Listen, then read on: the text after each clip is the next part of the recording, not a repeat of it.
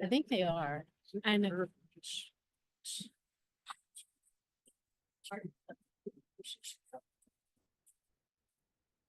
I'll get there. No, that's what I'm thinking. What do you mean as we speak? As we speak. I was just gonna throw it in. Let's switch with Robert. Unless.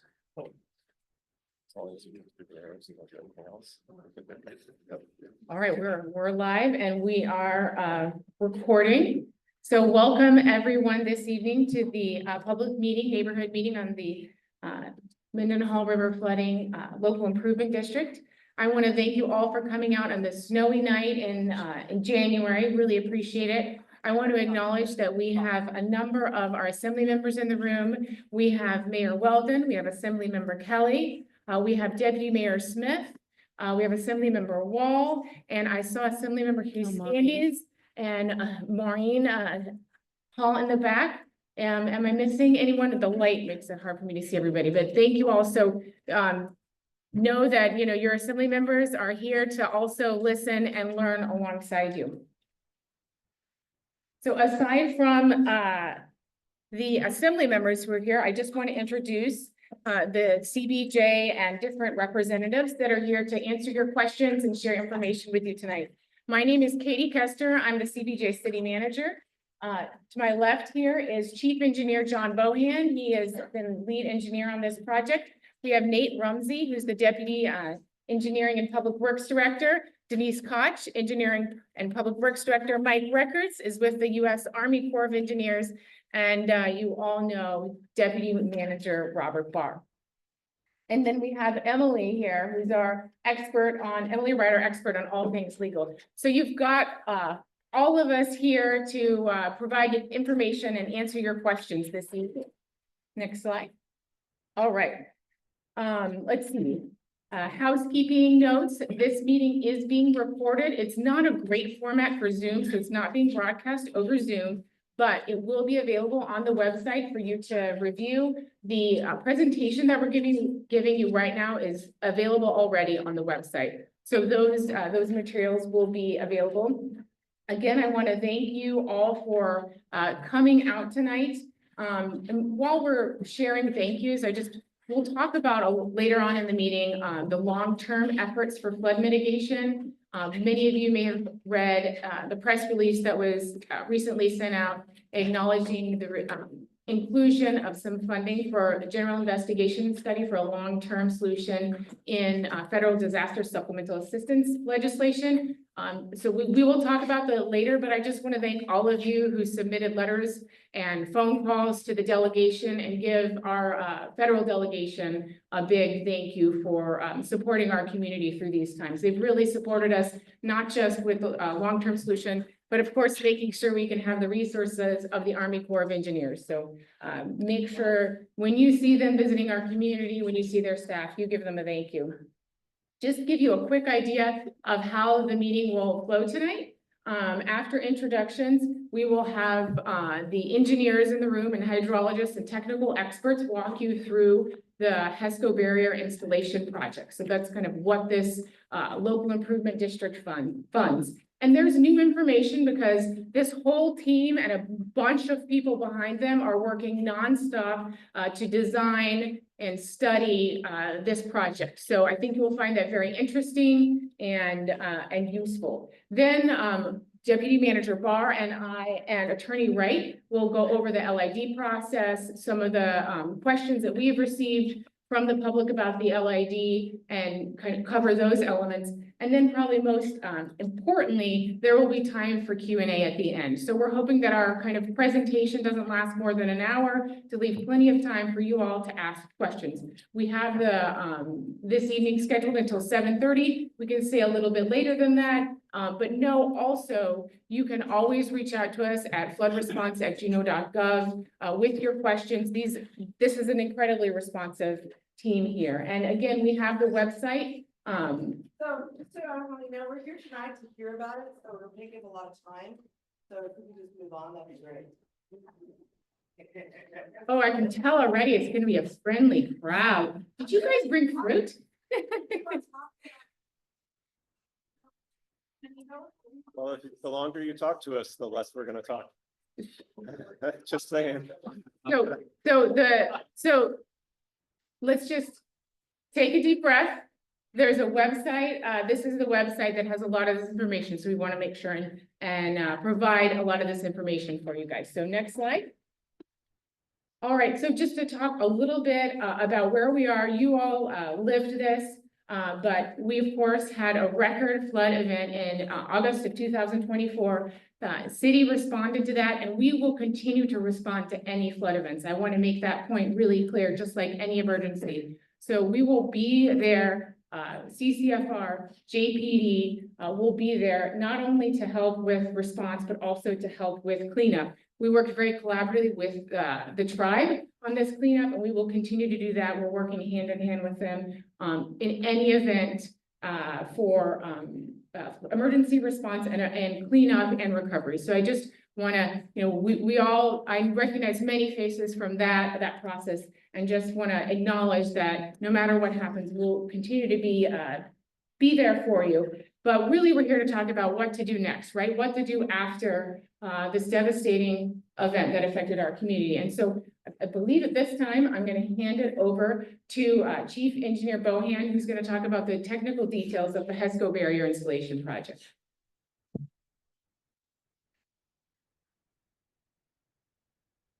Thank you, Manager Kester. Good evening, everyone. Gonna run through this hopefully fairly quickly, but give you kind of the details of how we got where we are at this point, how we got to HESCO, and how we're working towards flood fighting. Basically, the first step will be just kind of a quick overview. First thing we really did was to look around and try to understand the magnitude of what happened. 2023 was one thing, 2024 was way bigger than what 2023 was. Way more homes impacted, way more water, the heart of the valley got. And so we had to step back and try to figure out some details. We worked with a bunch of technical experts. We found basically found that we had to follow parallel paths. Basically figure out what to do in the short term while the long term is being worked on, and then, kind of broke into the short term. So essentially, a couple of photos just to show you what we were trying to do as we were trying to break this down. We were looking at this going, oh my God, how big and how bad is this? And this is just a photo looking up towards Kilowitz Drive and Marion Drive to show where the majority of the water came into the valley. And, it jumped the bank and it hit the valley. It's pretty impressive and pretty unfortunate at the same time. So our goal is to try to figure out how to avoid that, basically permanently, but also in the short term. Another photo, this was Marion Drive, or Meander Way, North Meander at, 11 p.m., before the flood peak, but you can see the water's lapping up towards people's homes. Then let's talk about 4:30 in the morning. Water is completely in the neighborhood. Again, huge. And for us to wrap our head around what's really going on. So we were we're struggling, trying to figure out what to do next.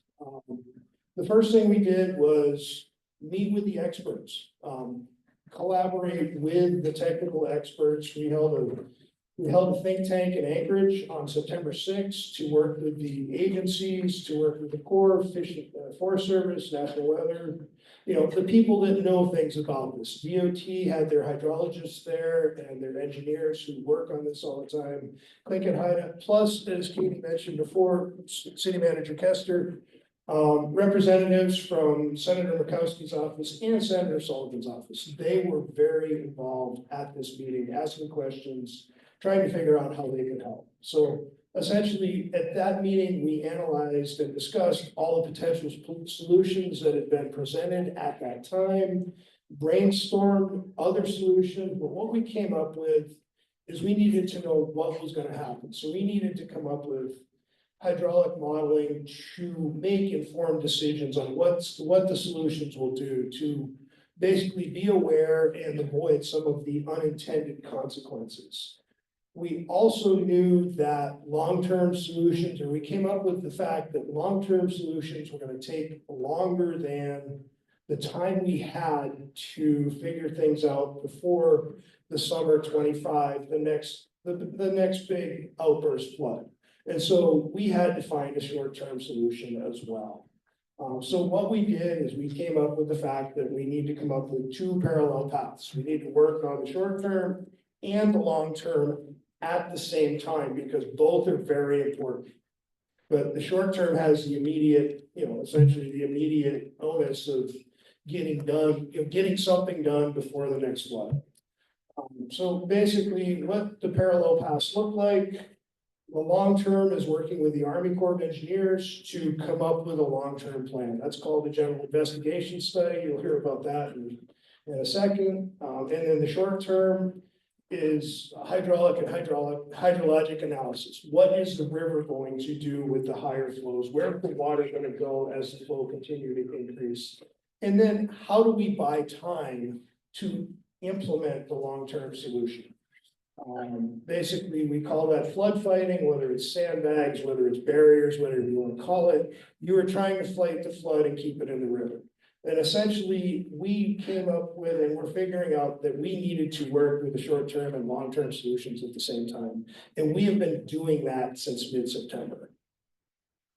The General Investigation Study, I will let Nate Rumsey just quickly go over that.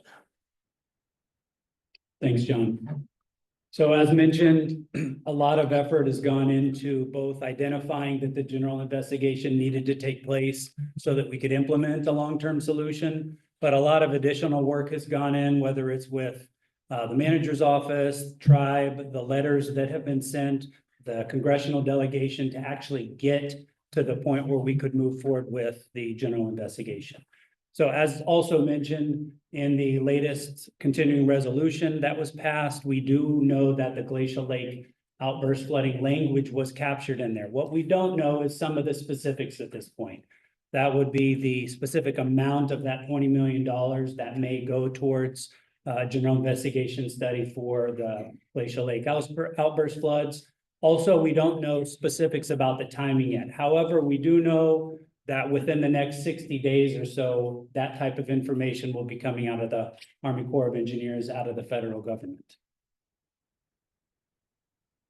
Another point I wanted to make relates to CBJ's participating agreement with the U.S. Forest Service. The idea there is there's a $1 million participating agreement, and that lets CBJ and the Forest Service work together in hopes to advance some of the studies, some of the data gathering that's needed that we know is going to both inform what we're trying to do right now, but also hopefully get us a head start on some of that type of information we would need to inform the GI study. So we're not just sitting back and waiting on even the long-term study. It is parallel paths, but aside from some short-term solutions, we're trying to figure out ways that we can advance or shorten the timeline of some of those long-term solutions. Also, there's a few additional points I want to make. The general investigation itself is not the long-term solution, but we know we have to go down that path to identify what the possibilities are for a long-term solution. It will identify what a preferred alternative might be. It might recommend specific construction projects that we could undertake. But we have to go through those steps in order to get to whatever that long-term solution is. And then the last point I wanted to make is we've received so many different suggestions from the community about possible long-term solutions. And although we haven't been able to pursue some of those immediately, I did just want to say we recognize that many of those are really great solutions. We've documented many of those, and those will have the opportunity to be reviewed as a part of the general investigation process. So if you had a great idea, you've submitted something, please don't think that we haven't acted on that in any way, but we are trying to focus on short-term solutions while working with the Army Corps on what some of those long-term solutions could be. So thanks, and John, I'll turn it back over to you. Thank you, Nate. So what are short-term solutions and what are we doing? Basically, the first thing is we're doing hydraulic and the hydraulic and hydrologic study. I'm gonna call it H&H from now on, just to avoid the tongue twister. But essentially what that will do is provide new flood and inundation mapping. It'll basically be looking at the river from the new snapshot in time based on all of the erosion and all of the banks that have changed since the last round of floods, the down cutting, things like that. And we'll take that and apply that to basically when we put the flood barriers in, and also to inform the general investigation study. So we're basically forming the building blocks, not only for the short-term flood fighting, but also the long-term solutions as well. So these are steps to move forward both ways, and it's information that we need. The second piece of the short-term solution is kind of important. We need to figure out how to keep the water in the river. To keep it from inundating properties. So at this point, the H&H study, we have Michael Baker International, Water Resources and an H&H firm under contract.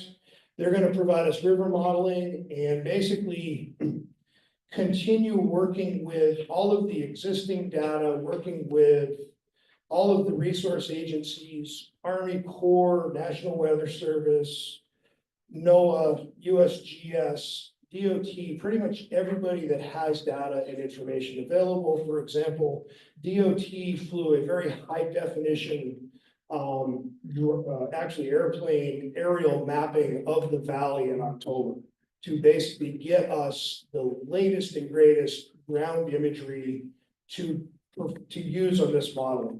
That information will become available to the hydraulic consultants in the next week, and so they can perform their modeling, not only with the back information and all of the checks that everybody's performed, but with the newest ground elevations as well. So we're working towards getting the best information we can as fast as we can.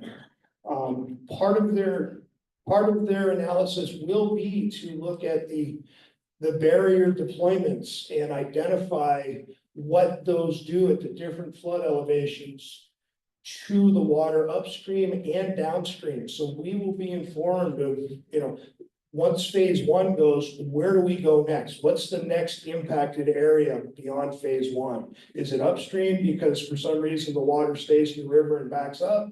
Or is it downstream because it's pushing the water further downstream and faster and getting into other properties? At this point, we don't know, but that's what the mapping is going to prove for us.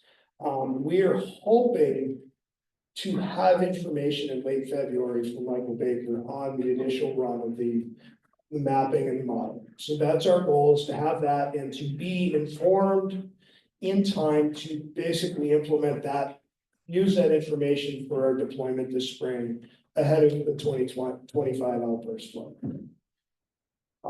Short-term solutions we looked at, flood fighting. Obviously, we want to keep the water in the river. We looked at sandbags, what we would call sandbag equivalents, and then other alternatives, flood walls, plastic flood barriers, vinyl floating flood barriers that deploy themselves when the water comes up. And essentially, we also checked with the Army Corps because they were at that point, right when we were starting this, they were able to provide us their flood fighting expertise, as well as working with them trying to get the general investigation study moving.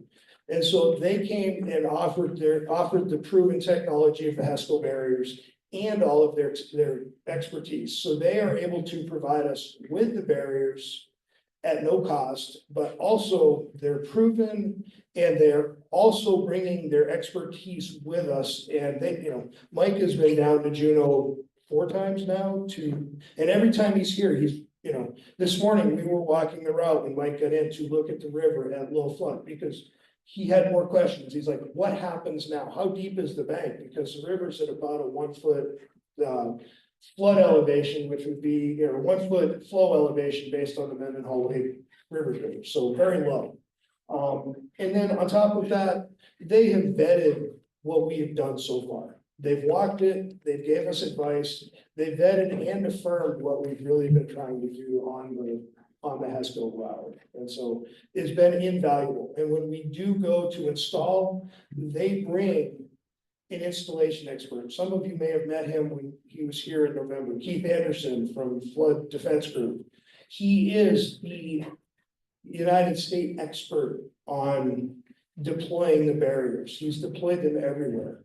They've used them for, for floods. They've used them for debris flow control in New Mexico after forest fires. So that's how we settled on HESCOs, and I got ahead of myself, sorry. What are HESCO barriers? They're basically overgrown sandbags. They're 3 foot wide, 4 foot high, and then they come in 15-foot sections, and they're basically 3 foot styles.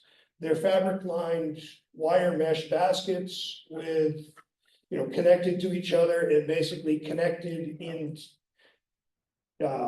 continuity so that they function as one system.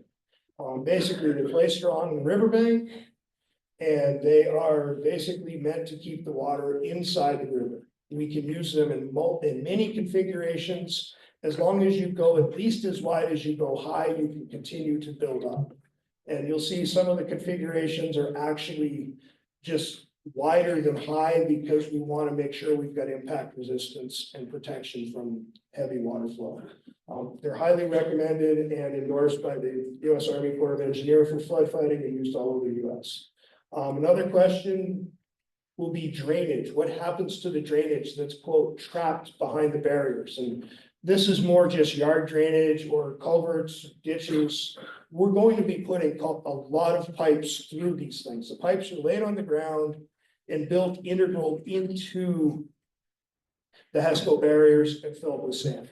They're not dug underneath to allow a place for water to inundate and stuff like that. So they are, they are integral and a piece of the HESCO barriers. And we will be putting check valves in them so they don't backflow from the river into the properties.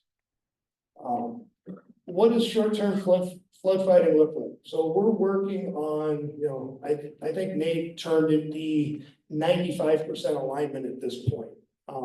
We have been talking to the riverfront owners, and most of you have seen us and members of our team, the project managers coming out and asking you all the questions and wanting to know what your yards look like and things like that. We have pretty much taken all that information and tried to get an alignment in consultation with the Army Corps every time Mike comes down, and when Keith Anderson came down in November, to keep refining that alignment to make it fit and make sure it works.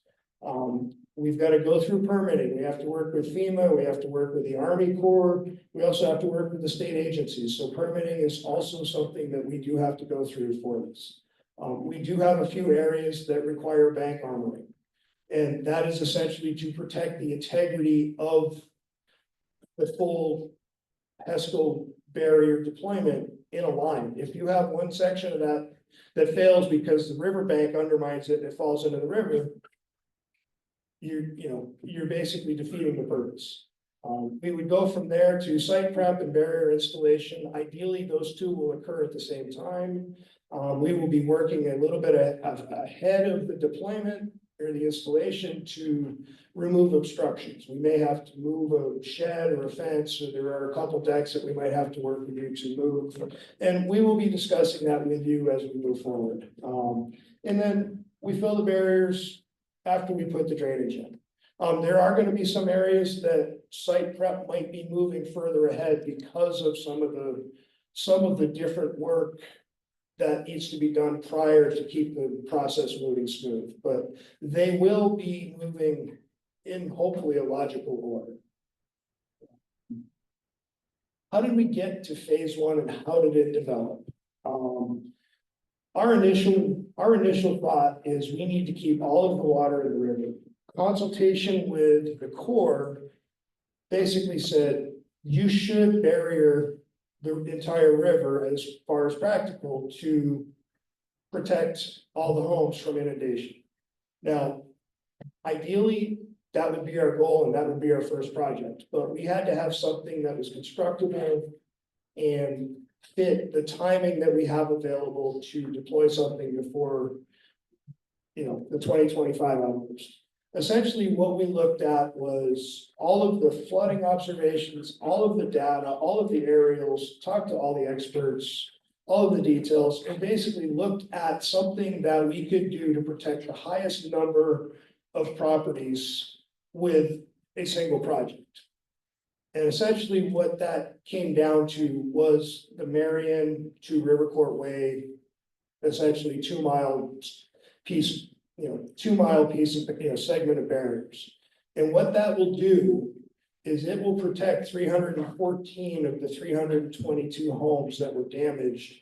That we have recorded as damaged during the 24 flood. And so we feel pretty validated that our first phase, even though it's not getting everybody, is protecting a very substantial chunk of property and are honestly, layman's terms, best bang for our buck to get started. And we have also worked and looked to design this to protect greater than a 16-foot flood, which was the 2024 flood. We're shooting to be a barrier height above the high water marks in the yards, but I'm not gonna say that's gonna equate to a 4-foot higher flood because of the hydraulics and the dynamics, but we're trying to be higher than the original flood elevation by a barrier.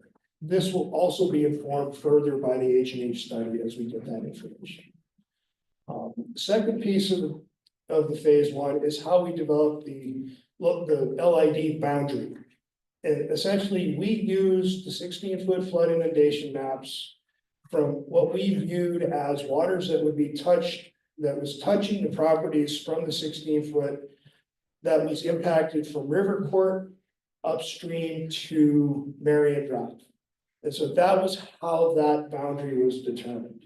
We couldn't defensively go further because we don't have mapping. We don't have anything scientifically defensible to say, we're gonna protect houses further in the valley beyond the 16-foot inundation mapping. We hopefully are. We don't know how big the flood's in here, but we don't know how many. We don't know how to assess that. And I can let City Manager Kessler talk to that a little bit further, but we needed a defensible boundary to start with. So that's how we've gotten to that point. Here's some photos just to show, basically the amount of time we spent on the riverbank. You've probably seen us in our different orange vests walking up and down the river, different days, looking at different things, taking data, taking measurements, trying to figure out and, vet and validate what our route is like. So now to the meat of what we're here for. Director Koch loves this. She calls it the Tetris drawings. And so on the upper left, you'll see the green Tetris blocks. Those are the configurations of the HESCO barriers in the different neighborhoods. And so I'll just do kind of a quick discussion of how and why we got to where we did. So 4299 Marion Drive has changed, and the bank upstream of it has been cut back a little bit further. So it is essentially a 90-degree turn where the flow runs straight into it. At this point, we needed to double up the barriers, double high, double wide, to create a large mass to protect from the impacts coming straight down from the river, straight down and then into it from the river. Now, this is similar to what happened large scale at Kilowitz Drive and how the water hit the bank and jumped up and over and went down into the neighborhood. Fortunately, it didn't happen here. It ended up in the yard and went back into the riverbank or back into the river. But we know if it gets worse, it's going to get worse. So we want to protect against that.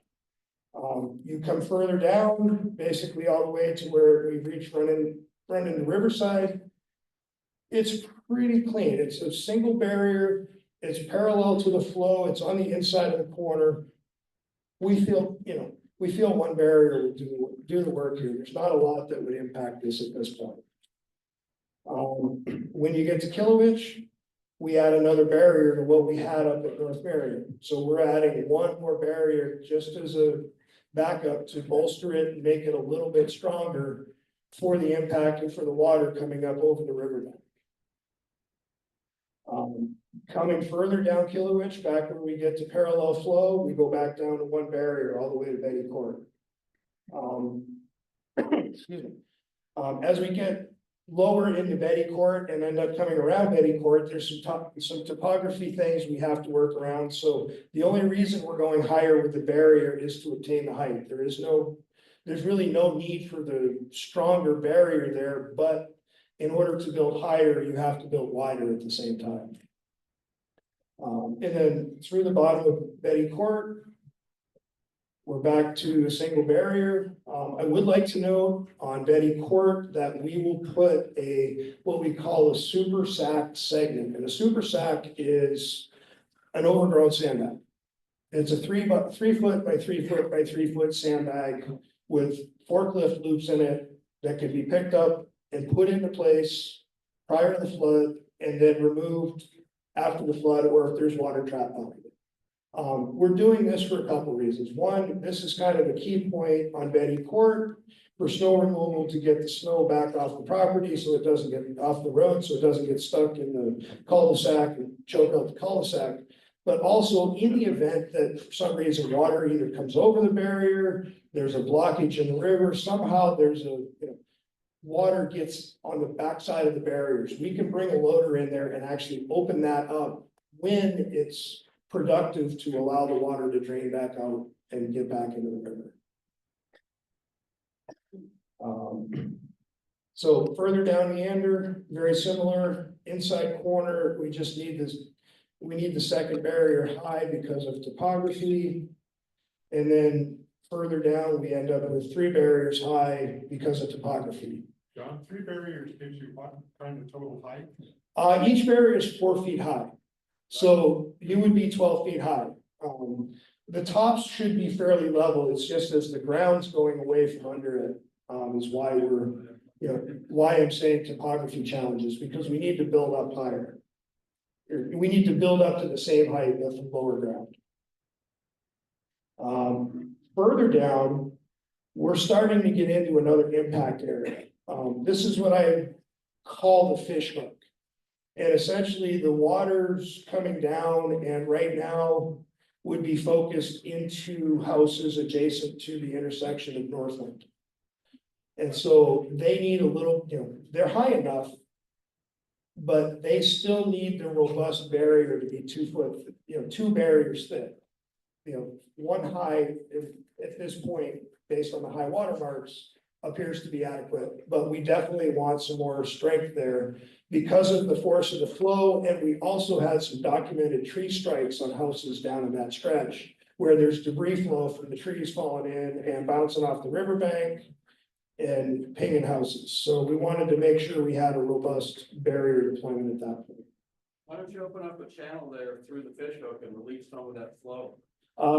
That could be a long-term solution. Okay. So further down, we end up in a little area that could be higher concentrated flow if or when that would ever happen, at some point, the fish hook is gonna cut through. Where it's gonna cut through, we're not sure. So we know at some point that's gonna happen. So from here down, we wanna go too high to be prepared for that. And then a lot of you know that the questions will be at the answer. Thank you. River Court Way was basically the main outlet for the water in the valley. The photo here shows that it was a waterfall for quite some time. And so we wanted to make sure that we have another super sack barrier here to ensure that we could maintain that drainage way if absolutely necessary. So further down, we just continue through River Court Way with 1 barrier high. We're back to pretty mellow flow and on the inside of the corner again. So we should be okay there. And then this is pretty much what a drainage pipe running through the barriers would look like. It's just integral. It'll be wrapped with the fabric. It'll be filled with dirt. We'll just cut the metal, the wire out of the way to get the pipes into the barriers, and then each pipe will have a check valve installed in it. Deployment strategy, I talked about this a little bit before. Bank armoring would be first so that we can go through and construct without having to work over or around the barriers. Access, smooth obstructions, deploy the barriers would be one operation is practical.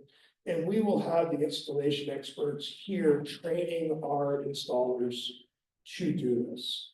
And we're working hard and we'll basically be hitting the ground running when we get to go to basically do this prior to the next flood, which will mean that we're gonna be working at multiple locations at a single time to meet that time.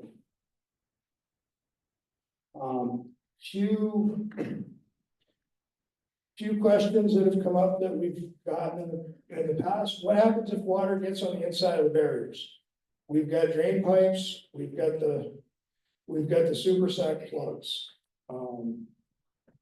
Mike, I would like you to take the next question, which is, how effective has this solution been?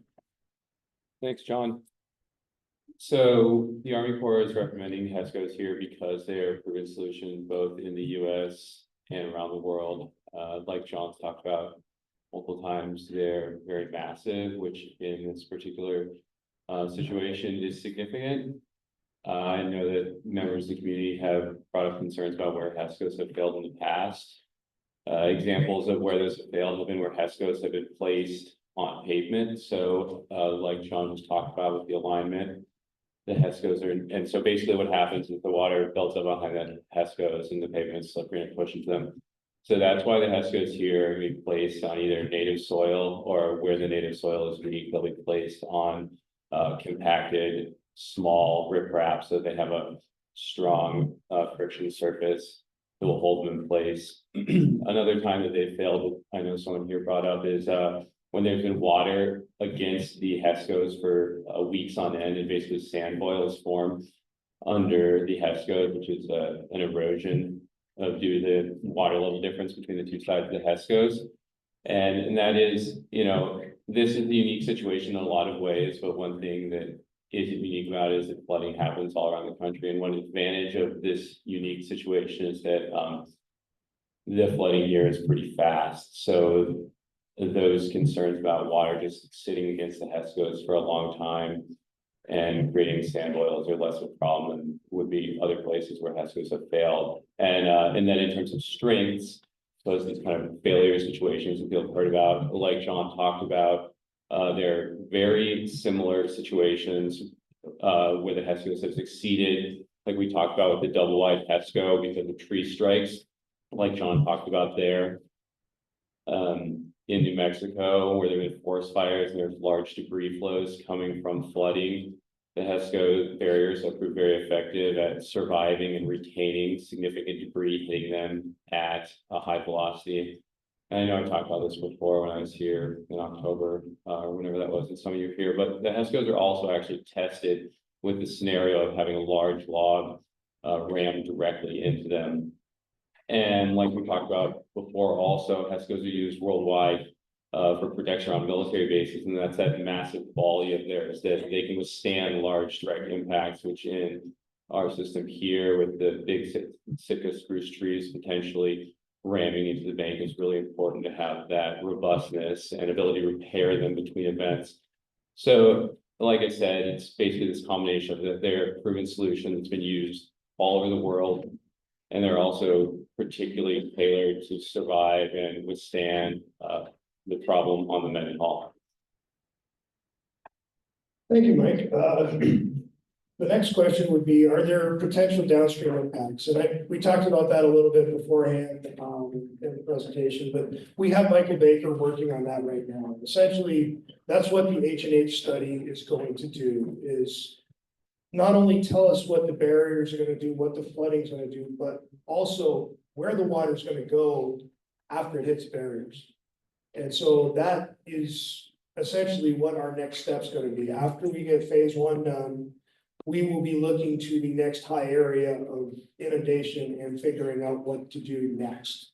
So we're not stopping here. And basically downstream, upstream impacts, that's part of what the modeling is going to show us. And so that would actually fit into what studies are being done at the same time. So Michael Baker is doing the work and studying the river and giving us the model. And so I guess one more question. I don't know, Mike or Nate, do you want this one? It would be, how will the HESCO project impact a long-term solution? The HESCO temporary solution, that's timescale of 5 to 10 years, is totally separate than an Army Corps long-term solution with the GI. So doing the HESCOs will not impact the ability to do the GI. It's a different funding source, nor will it affect the capacity to do it. In some ways, it's actually advantaged because, like John's talked about with the Michael Baker modeling, our hope is that then we can then use that modeling as a stepstone to move forward and already have that going when we start to move into the general investigation. Thank you, Mike. And then we got a few questions from the riverfront, for the barrier installs. Number one is, can I install the HESCOs myself on my property? And essentially, no. What we look at here, and this was one of Nate's analogies, which is great. I want to give him credit for it. This is like a utility. This is like a water transmission line. It has to be continuous and it has to be sound. And we have to have that peace of mind to protect everybody. And so we need to be able to install all of it and certify it ourselves. So that is really the crux of why we want to own this. We wouldn't let you, as a homeowner, hire a contractor to go install your segment of water main or sewer main. So we want to make sure that this has the same integrity that we would expect out of our utility infrastructure. Second question, kind of follow-up, is can I install my own flood fighting measures? Absolutely. I recommend you guys consider doing that. I mean, we're hopeful, really, I hope you do take what measures you feel necessary to protect your homes. We're basically hopeful that our flood fighting measures are going to work, and we're doing everything we can in our power to ensure they're going to, but still, your homes are your responsibilities. So I would leave that with you. The next question would be, who pays for what? We will pay for the obstruction removal when we're installing the barriers. We'll pay for the restoration, which City Manager Kester will talk about in a few moments. And so we're with the LID, the project is paying for it, so we're sharing the costs through the LID, but the project is paying for all of that work. And then what about phase two? Phase two is going to most likely be multiple segments or phases or sub-phases of phase two. We're going to try to prioritize as we get modeling what happens after phase one. Where does the water go? What happens downstream? What happens upstream? And do the same analysis we did to figure out how we got to phase one. What's the next biggest bang for our buck to protect in a project that we can complete in a reasonable time frame before the next flood? I don't know if we'll make 25, but before the flood after that. And so that will continue until we catch it, until we get everything covered, or until we get a long-term solution. With that, I believe that's where I end and hand this back to City Manager Kester. Thank you, Chief Engineer Bohan. That was really useful information. And I know you have a lot of questions, so we will just burn through this piece and then make sure we reserve time for you all to ask questions. So what is a local improvement district? This is a mechanism in state statute and city code for benefited properties that benefit from an improvement to pay for project costs. We mostly see local improvement districts with things like water lines and sewer lines and paving roads, but this is a applicable instance where there's an infrastructure that will provide an improvement, and that is governed in Title 1510, if you want to read it yourself. What would this project, the HESCO flood mitigation project, the LID pay for? And I think Bohan talked about it a little bit, but I just want to go over it. So, this is what matters to you, right? This is your pocketbook, your money, and what does it pay for? It pays for the permitting, and there's extensive permitting between FEMA and the Corps, DNR, It pays for the shoring up of the armoring where needed. That's of course exclusive of the 4 properties that will be assessed an additional $50,000 for the complete armoring. But there's lots of places where we just need to stabilize the armoring. It pays for installation of the barriers, as Bohan mentioned, all the, filling them, making sure the site's prepared, making sure there's adequate drainage installed. There is a contingency built in there because, as you know, with any project, there's a contingency. And importantly, we have reserved $500,000 of the budget to reinstall obstructions that we may have to remove or modify on your property. And so we are responsible for removing the HESCO barriers when we've come to a long-term solution. And the end of this project, it is very much a temporary solution. And so we will be responsible for paying for the cost of that removal and reserving some funds for reinstalling those obstructions. So a little bit about the timeline and the next steps. Of course, we're all here tonight at the neighborhood meeting. This neighborhood meeting was initiated by ordinance 2024-40 by the Assembly.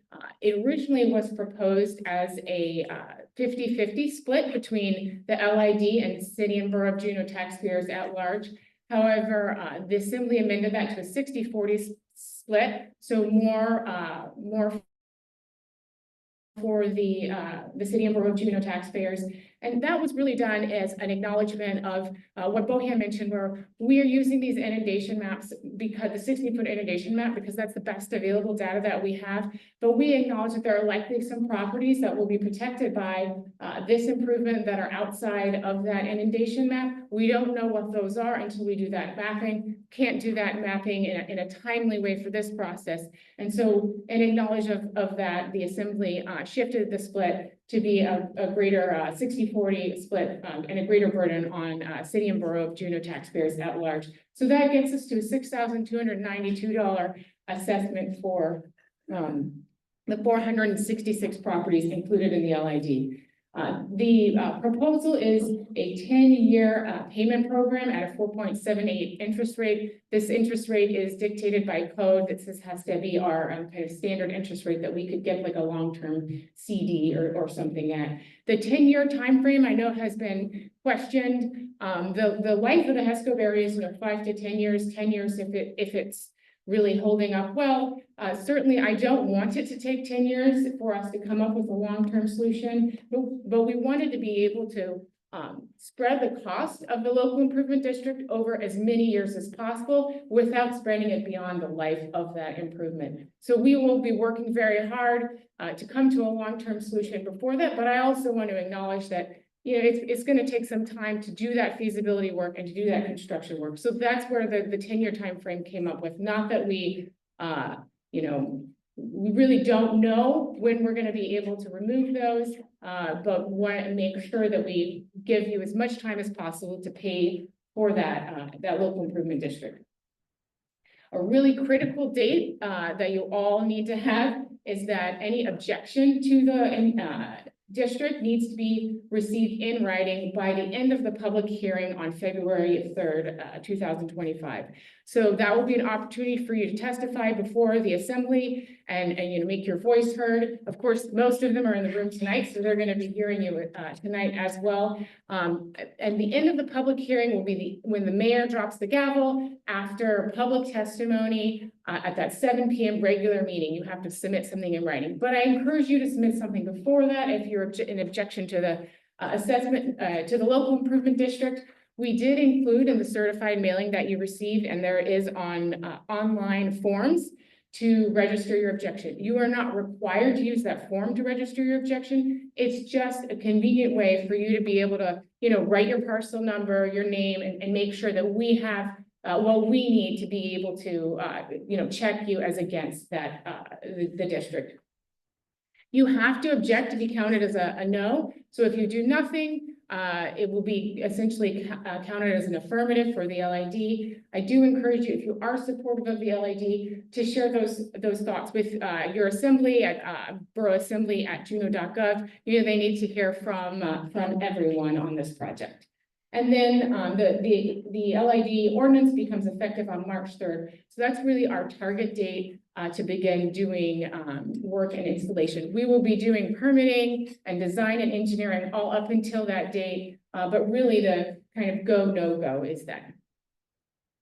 So just want to briefly go over some of the frequently asked questions that we get at flood response at juneau.gov. Some of these are covered in your information packet, but hopefully I can provide a little more detail. Is CBJ pursuing other potential funding sources? So yes, certainly. We've been working with the Tlingit and Haida on pursuing federal funding. We have Tlingit and Haida has received one grant for about $750,000 that would go towards the project. We're still working with Tlingit and Haida and really with the grantors on what that would cover. As a federal project, there's likely increased permitting costs and other things that will increase the project cost. But importantly, your cost cannot be more than $6,292. So that's another kind of fixed number for you to understand. So we're still trying to figure out, how to apply those funds. There are a lot of grant programs out there. Many of you have shared some of those, and I just trust me, those are all on our radar. We've got, we're tracking all of those. The challenge with grant funding, and even the challenge with some of the programmatic funding that we are hopeful has been included in the disaster supplemental legislation that was recently passed by Congress, is really a timing one. So the access to those funds will not be in time to be able to do this project this spring. We're really aiming for July this summer so that we can have this project in place before the next eucalypt season. So we will continue to pursue those different grants. We will continue to work with the delegation that has been just incredibly supportive in leveraging funding and leveraging support to fund future phases of the project. No question, the long-term solution, it's going to take a lot to design and construct. So that's another piece where we will be applying. We'll be applying for those grants and those resources. What happens if the LD is approved and other funding is secured? So the Assembly has talked about, that money being reducing the total project cost after any increases to the project cost. Can more properties be added to the LID? No. So the preliminary assessment roll that was the Assembly sent out to all 466 property owners is the no additional property can be added to that because, of course, that property owner would not have been given proper notification. Can my assessment increase from $6,292? No, city code says it cannot increase. So what you will be charged as a property owner is the actual project cost. So you won't, it will be some number underneath or right up to that number. Of course, we'd like for that project cost to come in under budget. That's why we built in a contingency. But projects can be very unpredictable beasts. What we cannot do is say, just kidding, it actually costs $8,000 per property. So we're going to charge you $8,000. That would require us to start at the beginning 2 months ago when the LID ordinance was introduced. What happens if you sell your property? The LID is a lien against your property and it travels with the property. So it's not you as an individual, it's your property. So it can be transferred with property owners. Oftentimes, just in practice, what I've seen is that it's paid off at the time of sale. That, of course, will be a decision between the buyer and the seller and your lenders, but it does travel with the property. How do you pay your assessment? You can pay your assessment, so it won't be due until the total project is completed and the Assembly has confirmed the final assessment roll, which will be another public hearing, another opportunity for you to testify on the project. So this likely won't happen for another full year. We have to do the project, reconcile all the final costs, and bring that before the Assembly, that certification of the final assessment roll. And then that assessment will not be due until your property taxes. So that will go out on July 1, and that will be due on September 30th with property taxes. So it will be an additional line on your property tax bill. Oftentimes, this is just combined with, if you're paying a mortgage, it will be combined with your escrow. You could contact your bank, make sure that's happening, but that is one way that would be built into there. you can pay your assessment off in full, before that, payment date takes place. So, if you're like, I don't want to pay any interest, I just want to get rid of this thing, there's no penalty for paying it off in full, and there's no penalty, if in 5 years you pay it off in full, right? We're not charging you, the full 10 years interest or anything like that. Will the barriers still be installed if the LID fails? So I think that, that is unlikely. The Assembly has initiated an LID as a mechanism to cost share this improvement. That certainly, whether or not the Assembly decides to pay for installation of the barriers out of City and Borough of Juneau funds will be an Assembly decision. But I can tell you that every indication that I've gotten from the body is that they wouldn't do something if the property owners, the affected property owners don't want it to be done. Another mechanism that the HESCO barriers could be installed if you voted no. So to vote no, 51% of the property owners paying for the cost have to object. So the Assembly could override that with an 8-1 affirmative. So, but again, this is just my sense as your city manager. I am not speaking, the Assembly is their own elected body that does their own things. But my sense is that they would not want to force something upon the neighborhood that the neighborhood did not want. What will the city do if the barriers are not installed? So there is not time between February 3rd and next Yoga Loop season to do any additional mitigation measures. However, as I mentioned in the beginning, and hopefully we will continue to do emergency response. We've improved our mass notification system. You can sign up for that. It's a much more robust text notification system for not just this disaster, but any type of notification within the City and Borough of Juneau. We will continue to provide that emergency response. We will continue to provide recovery. The state was just an essential partner in this disaster and helping us. I mentioned the tribe also has just been a leader. So those things will continue. And of course, we will continue to work towards a long-term solution and that general investigation study. So those are some of the questions that certainly I have seen, and I can't see with that glare. There we go. But I think more importantly, you guys didn't want to hear me talk. That it was obvious at the beginning of this meeting. You have questions for us. So I think now we might, maybe we'll last time we kind of stood down here. It just feels so like we're up here on this stage. So maybe we'll move down here and we'll have a couple people in the audience with a microphone so we can continue to record and get some Q&A. So give us a second to move down. Who do we have walking the mic? Well, I could walk the mic around, but I was gonna have people come down. Okay. Oh, look, we have a mic here for questions, it looks like. So maybe we'll have that mic. this work. Take this with us. Right, and will this continue to record? Will it pick us up down there? You guys, if we go too far in the audience, it won't do a great Okay. job. All right, please saying I don't, it just feels so hard to be on the stage. Yes, I'd like We want to sit up here. Should we go down? All right.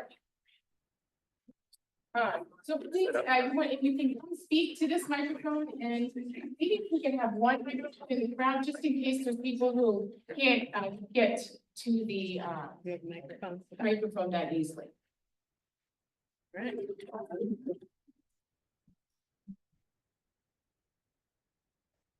Oh, my bad. Right, can you be a mobile mic for us? Oh, never mind, Nate. All right, they use our mobile mic, but please.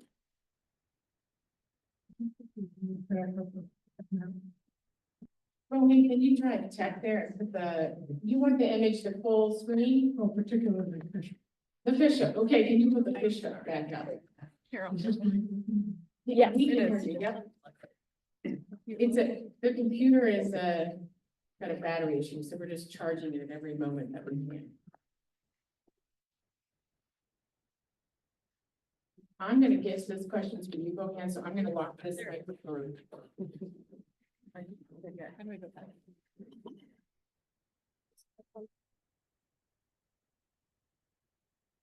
The fish hook. Oh, I think you just passed it. There we go. Yeah.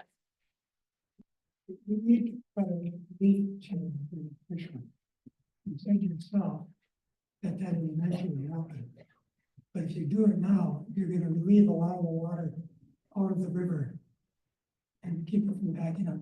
Right now, that fish hook is effectively a very effective dam.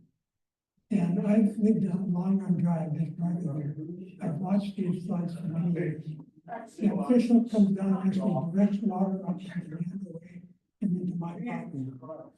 And if you don't cut a slot through that fish hook, you're going to get a lot more water coming from where it jumps over Hill Ridge. I walked out from my property to Riverside Drive during the peak of the flood. And it was probably an average of 3 feet deep from the end of Long Run Drive. And then by the time we got up to Riverside Drive, it was about a foot deep. You're gonna condense a huge amount of water, come down to this fish hook, which is already flooding. I don't see any problem with cutting a relief channel through that fish hook. It could be done for a lot less money than the HESCO barriers. So financially, it's a very small question. Thank you.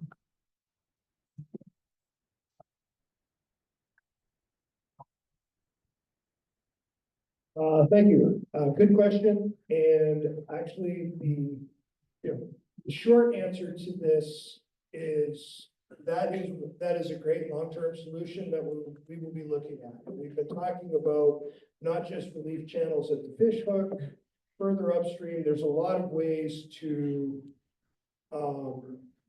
expedite or make the river way more efficient by moving the water through overflow relief channels.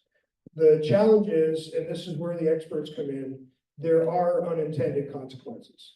So where do we cut through the trees right there? If we cut through the trees right on the picture, we would focus the water instead of there, right on house 3377. And then put a giant standing wave in their front yard. Unintended consequence. We are trying to study all of this and do it in a rational manner and use the information we have up front. I appreciate your question, so thank you. Thanks for the opportunity to ask questions. I have several. I got a little bit. Go ahead, my first one is for you. You mentioned the forklift to be able to pull the sandbags up to let water back out. How are you going to drive a forklift in 4 feet of water? It's not a forklift. It would be a front end loader, and there are limitations to those, obviously, but that is the intention of being able to get large equipment in there to do that. And we would stay to something and do it when it's safe. We actually just had that conversation this afternoon, but there's also a different scenario if we opening it and letting the water out isn't viable at that moment because there's too much water in the river. You're also counterproductive. So, Right. large equipment, forklift basically, but using a large a large front end loader with forklift to be able to bring those things out. River Portway had actually a pretty significant current in it, and that may not be a good idea. Just something to consider. It was a current going the other direction. Understood, no, understood, but we're trying to at least leave the option for relief valves at some locations. My next question is actually for the manager. Have you updated the hazard mitigation plan yet?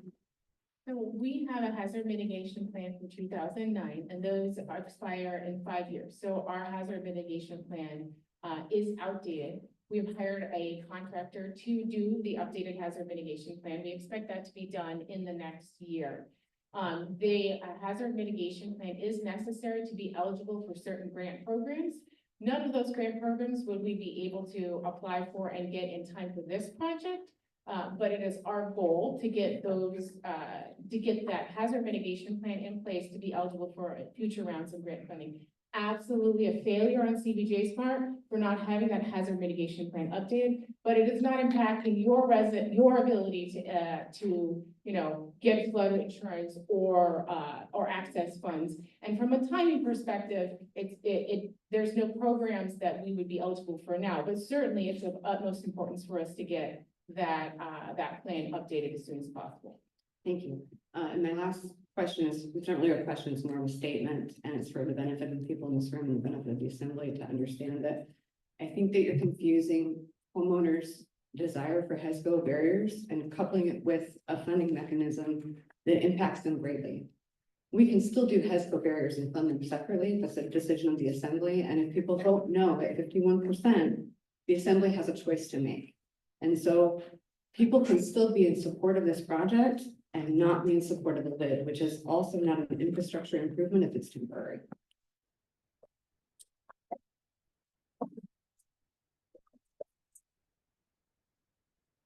Well, I'm not an engineer, but you guys are choosing a 2-mile strip. Now, people on the one side of the river did a lot of work to their banks, which this year, then when the flood happened, that just forced water into a whole nother area. And if you put this 2-mile barrier up, and that forces the water to then flood, say, the whole neighborhood on the other side of the bridge, isn't that a huge liability issue for the city? Because I know if I lived on that side of the bridge and you guys put this 2-mile barrier up that forced the water down there, the first thing I would do would be knocking on your door. We know we absolutely know. I mean, you were talking that there's a permitting process and how complex this is. If you're doing that for this, why aren't we gonna be doing it? Why don't we just go straight for the levee, which we know works? I'm from Fairbanks. We built a levee there. My house floated down with 3 when I was a kid. I mean, they haven't had a flood since. If we know, yeah, it's going to take time, but yet there could be a lot of red tape cut. We could be putting our energy into something that's permanent. Because if you're just passing the problem downriver, I mean, that's a liability, huge liability. So I'm just gonna, I'm gonna hand it over to, Chief Engineer Bohan, but I want to say 2 things. Absolutely, we don't want to do that, which is why we're doing the hydrological modeling. And the second piece on, the levee absolutely is a viable solution. It needs to be studied and it needs to go through that study and design process. And we know that's gonna take time, and I don't want to lose the valley and all of those homes, hundreds of homes, while we study and permit a long-term solution. I mean, the Fairbanks levee in 1972 took what, 10 years to design and permit, and that was in a very different permitting environment. So we totally agree that there's a long-term solution out there that's going to be much better. The assembly has decided, and you know, my conscience has decided as well, that I don't want to lose all those homes while we wait for that long-term solution, which is why we're working on this short-term solution. But if you want to talk to the technicalities, any of modeling or anything else, go ahead, I'll hand it to you. But if you're connected to other homes, what if you're just passing it to 300 homes on the other side? I don't think I'm gonna satisfy you with any answers, so we're studying the impacts, we have the hydrologic study coming. And we're basically going to set ourselves up to protect the center of the valley, which is the worst impact that we've had so far. The secondary piece is going to be informed with us with our next move, and that's basically why we're studying this, so. If you don't have the information, how is it? Anyway, thank you for the question, appreciate it. Next. Hi, guys. Thank you so much for taking the questions. I have a couple, but I'll try and be quick and I'll come back around. John, you said that you're gonna build these barriers and you're planning it on the 16-foot inundation, but the overall plan is to put another 4 feet on top. Both for, I'm sure, engineering safety factor and just to make sure they're not overtopped, I guess. But when you're in the city code says all benefited properties shall be included. And so we're building, I'm gonna call it a 20-foot barrier. I know that's not how the hydraulics work out, but we're building a barrier that benefits a lot of people. And it's not just the people that are included in the, okay, we grabbed the inundation maps that we had and we're moving forward. I mean, this could easily be 500 or 600 properties that are not included in the lid as current. And you admit it, and you're saying we didn't include them because it's too much work or we can't make a guess. Well, that's not fair, and it's not what the code says. If we include a whole bunch of people and everybody's behind us and we do it, it gets funded, we can take people out once we get the modeling that you've already ordered. And we can even say that. but I don't know why it's not an option to include them, and it's not fair to the rest of us. So if you're gonna build that barrier, why aren't we including all the benefited properties? I get that the cost share kind of tries to adjust that, but that's not what the code says. So I think we need to follow the code, especially if we're gonna try and be legal. And I think it's reasonable to get buy-in for the entire valley that you guys say that you're protecting. So just to answer that question, we need to have a legally defensible way to draw those boundaries. And we do not know that other properties will be benefited. Certainly, we can make those assumptions, but that's why that map was chosen. I mean, we can't arbitrarily say, okay, well, we think it's all of these properties without having that modeling and that science behind it. And, you know, I can assure you that there will be plenty of opportunities for our community and for the valley and our taxpayers to continue to pay for what will be a long and expensive journey towards a long-term solution. So like, don't be worried that this is the first opportunity that you know, the assembly will have to wrestle with how much taxpayer dollars to spend on flood mitigation, because there will be many more. The one way to interpret that is you're gonna drop consecutive lids over and over again. So that's awful, and I don't wanna see that. I've written into the assembly and I even said, hey, just fund it for now, pay it, float it, find the money, and then go into a local tax district or some other mechanism where we better understand the benefited properties and we can fairly address that. So I'll leave that. I Thank think you a for trying local to tax answer. district is an excellent idea, and the timing was not sufficient to do that in this case, but you're absolutely right. A local tax district is a great idea. Yeah, and $4 million for the assembly is chump change, so just move forward. But anyhow, my next question, and I'll walk away from the mic, thank you, everybody, is under this plan, you talk about the assessment and all the benefited properties. Well, riverfront property owners aren't benefited by this. You're taking anywhere. Let's let everybody get their questions, okay? So essentially, you're taking private property to put something on that I cannot remove, I cannot change, I cannot touch. Like, I don't have rights to that property anymore. And for my property, which is 3475, you're talking 3 barriers deep, 12 feet high. And I'm guessing that's like below the hill behind my house in the trees. I'm not sure. It's hard to tell from the maps because all of those are old. So what are you doing to counter or address the fact that you're actually seizing property for 10 years? That's not addressed anywhere in the lid. It's not, I'm assessed the same as everybody else, but I'm gonna lose a third of my lot. What's that? How is that being addressed? Yeah, we can take that one. Thanks for that question, Sam. So two pieces to that. First, you didn't specifically ask this, but it's important to know that the authority that we would be relying on if the lid passes and if the project happens is emergency authority that's within the code that the assembly has adopted under the emergency ordinance to go and install the project. That declared emergency won't last forever. And then what the lid does is and I know we disagree on this term, right? It defines public infrastructure that benefited properties, right? And what we're essentially asserting on behalf of everyone in the local improvement district is that these barriers as a system, as a combined public improvement, benefit all those properties by keeping water out of the properties in a 16-foot flood and in greater amounts. We don't know exactly what greater means, right? You talked about the model, and you're right that you can't just say 20 feet because that'll, the modeling is different in different parts of the river, and there's lots of variables there. But that's the key, right? Is that we would be essentially saying that those barriers are protecting and they are a benefit to your property. They're not. Well, I get it. And the argument is that we would make in the reverse, and you're not, is that they, in the absence of those barriers, it seems likely, it seems plausible, and what we're trying to avoid is that in greater events, which we have every expectation are likely to happen, would result in that property no longer existing.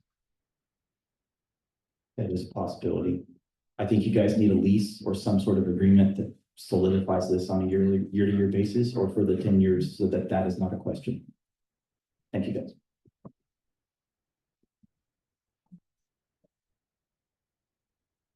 Flooding in 2023 straightened and widened the river below the back loop bridge. As a result, U Drive had less flooding this year than it did in 23, even though the lake was significantly higher. That's one example that straightening the river and giving it more room will reduce flooding. Downriver from this fish hook, there was an oxbow similar to this, looped around and was eroding the bank there by Vintage Park. When that finally washed out and straightened the river, you can stand on the footbridge there by Thunder Mountain and see a straight shot down to the Brotherhood Bridge. That oxbow is no longer a problem. The problem here with the fish hook is that it creates a partial dam. Your suggestion of cutting it through where you did is not the right suggestion. You've got to go all the way over to the left and straighten that river out. If you don't do that, you're gonna have a dam there that's gonna cause a problem, and it's gonna be a bigger problem with HESCO barriers running all that water from Kilowitz over down into that dam area. You've gotta cut that out and make it a straight shot. And it's not a temporary solution. That's a permanent solution that can be done right now.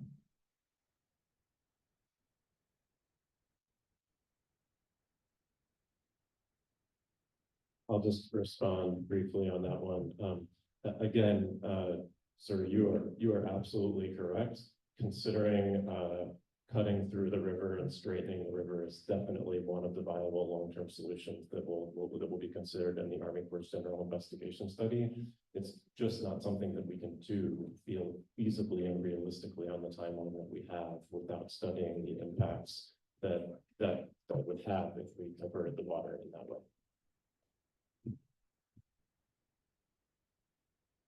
Hello, thank you. So much of the work I've heard about tonight hinges on this study by MBI, or this contract work, engineering work that MBI is doing. Can you tell us about MBI? Has the city worked with them before? How many people do they have on this? Are they under pressure to get this done on time? What's the cost involved? Can you tell us those sorts of things about MBI? That's my question. Sure, Michael. MBI is, I believe, an international hydraulic and hydrology firm. They're actually bigger than that. They do more work, but they have a very robust H&H section. We actually have people from their section from Anchorage, as well as their modeling people from, I believe, North Carolina working on this. So they have a fairly large force working on this to pull the information together to get us data and the first results by the end of February. They came highly recommended from the state of Alaska, who uses them all the time on multiple contracts. And so we didn't go into this blindly and just choose them. DOT had recommended that they do this, and we use them to do this. One of the top 4 firms that they use. So they come with a very highly recommended background, and they have been very responsive to our needs at this point. So I don't have any. I have a lot of faith in them, and I'm very confident in what they'll produce for us. They're under contract, do they have a fixed cost? They're doing it on time and materials because of some of the variables and the unknowns. Get the new LiDAR mapping that is coming from DOT in the next week or so. So we are on, at this point, we are the phase that they're doing right now for the modeling is under time and materials. And so basically they're expediting to get moving to meet our schedule. We pretty much turned the paperwork around instantaneously to keep them moving as fast as we can. Thank you. Thanks for taking my question. Couple comments. First of all, I don't know if I'm the only one in the room, but I really appreciate the city's efforts and their ability and their outreach and communication on this thing. I feel your anxiety that you're putting forward, a lot of uncertainty about the problem and the solution, so I appreciate you and your efforts. Second thing is recommendations, stay off social media. There's a lot of things that are virulent things being said online from about the intentions. I appreciate that you're in front of us and making this accessible. My question is this, last year's flood was, we live right on Killwitch River. Last year's flood was what, 14 feet, this year's flood 16 feet. There's some indication the basin is increasing. Next year, this summer could be 18 feet. How does your Tetris map vary if in fact there's an 18-foot flood or a 20-foot flood? Is there a algorithm that says some of the individual HESCO barriers are gonna have to be doubled up or tripled based on the size of the flood? So, yes, thank you. Very, very good question, and I didn't get into the details on how we got to the Tetris, but that's a good question, and that's what started with walking the route with Mike and his Army Corps partners, as well as Keith Anderson, to work on bolstering this. We're gonna know more when we get that mapping in February and the modeling. At this point, that is our estimate of what we are able to do for hopefully 4 feet above the 16-foot flood elevation, which isn't guaranteed to be a plus 20.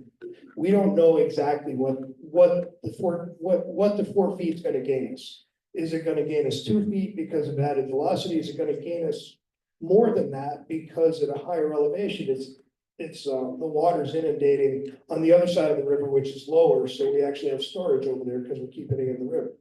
When we run the modeling, we're gonna run it up to a 20-foot flood elevation up at Mendenhall Lake at the flood gauge. And we're gonna see what it does on the HESCO barriers. And we're gonna basically make our final decision on heights based on that information. And, but at this point, we also have to get something built. If the LID moves forward, we need to move forward to protect against the next flood. So we need to do something. We're not going to sit and fester. We're going to use the best information we have available at the time to proceed forward, I guess. And I'll be totally honest. We are working with very limited information, but we are trying to move at a sprint, as Director Koch calls it, because if we stop, this won't happen. And we're gonna have water in the valley again. So we're trying, if we get a project to move forward, to be ready to basically take off and start working as soon as we have approval. Chief, thank you for having us have opportunity to ask questions and make comments. I'm going to follow up with the gentleman before. He does not stand alone in the appreciation for all of the work that you've done.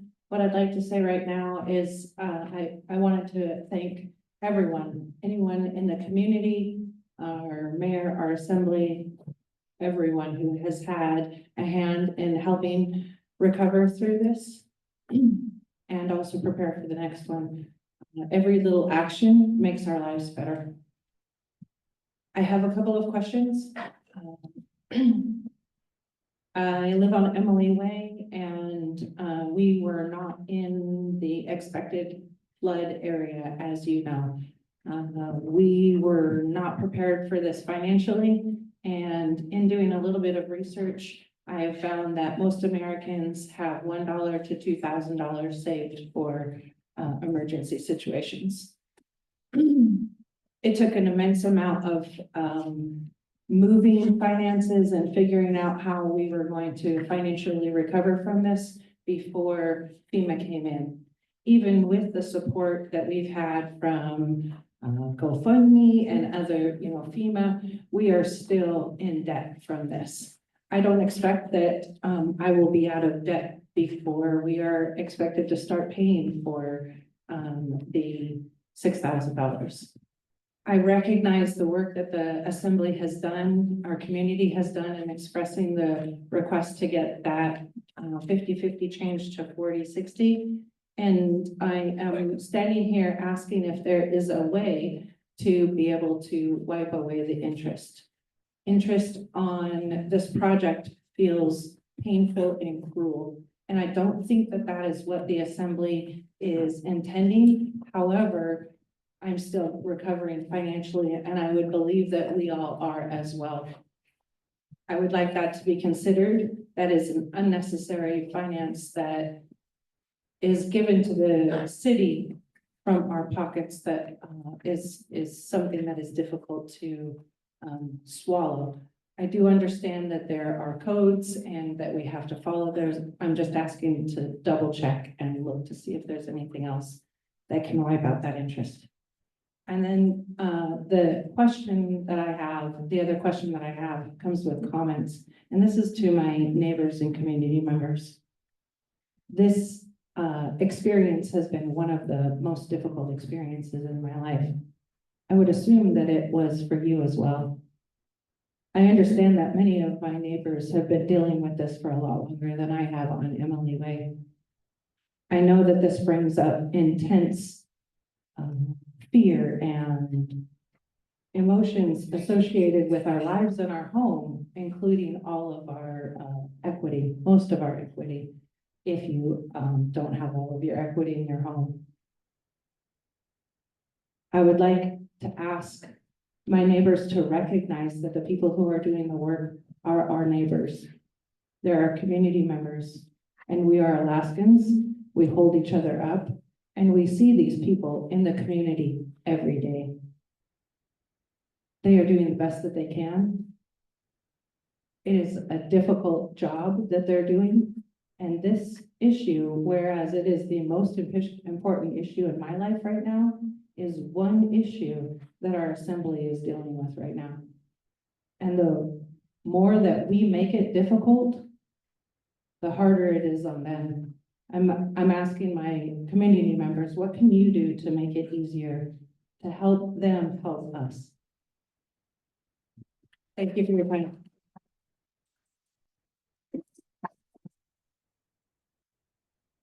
Thank you very much for your thoughtful comments. I know that the assembly is here and they've heard them and they're listening. The final decisions on the terms of the LID will be made at that public hearing on February 3rd. So I know my assembly hears you and appreciates you taking the time to share those comments. Thank you. Hey, thank you all for being here. I know it's tough to sit up and hear some of the things, but it's very encouraging to hear the good thought. I'm on Riverport Way, right on that cul-de-sac. Have a couple quick questions. Stood outside during both floods last year and this year and watched the amount of water that dumps out of Riverport into Mendenhall River with elevation change of about 3 feet from the top of the bank to the river. Our house did not flood. It got up into the yard to the foundation, got in the garage a little bit. My concern is even with some type of pipe through there with quick valves or, you know, a super sack in there to pull, is that if we did have a breach upstream and the neighborhood did flood, that based on the amount of water that I've seen drain into the river there and where you are currently saying the HESCO barriers will stop, it seems to me that if you stop the HESCO barriers 100 yards to the north, that wouldn't be necessary because of where the river is in elevation compared to the street with still 3 to 4 feet. Yeah, right there. I mean, right now, I believe the way the map shows it, the HESCOs are going past that red house and stopping right there. And based on what we've seen over the last 2 floods, you could be probably at a 19-foot flood and not flood over that. And that's just what I've seen from standing there. But that is a lot of water that comes through there, and there would have to be a very substantial system to get that water out of there if we did have a breach. Because if there's not, then we would have homes flooding that haven't been historically flooding. And that's my concern, is that then we're in like a taking situation where we've got properties that were flooded because of the HESCO barriers.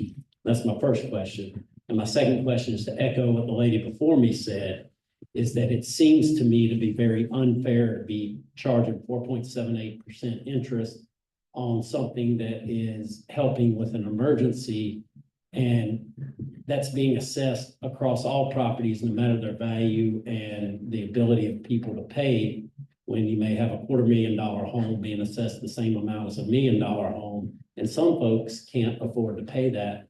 And I'd just like to know where that money for is coming from, and if it's general fund, what is going to be done with the money that is made in interest going back, and what's that money going to be used for? Because right now it's 60, when it's 6,200, I think there's $3,500 in interest over the course of 10 years. That really only affects people of lower income. That, to me, that's unfair, that we are disproportionately affecting lower income people by giving them a loan, but charging them interest. I think the assembly, and I'm glad they're here, can hear this, that if there ever was a time to waive an interest rate, this would be it. So thank you.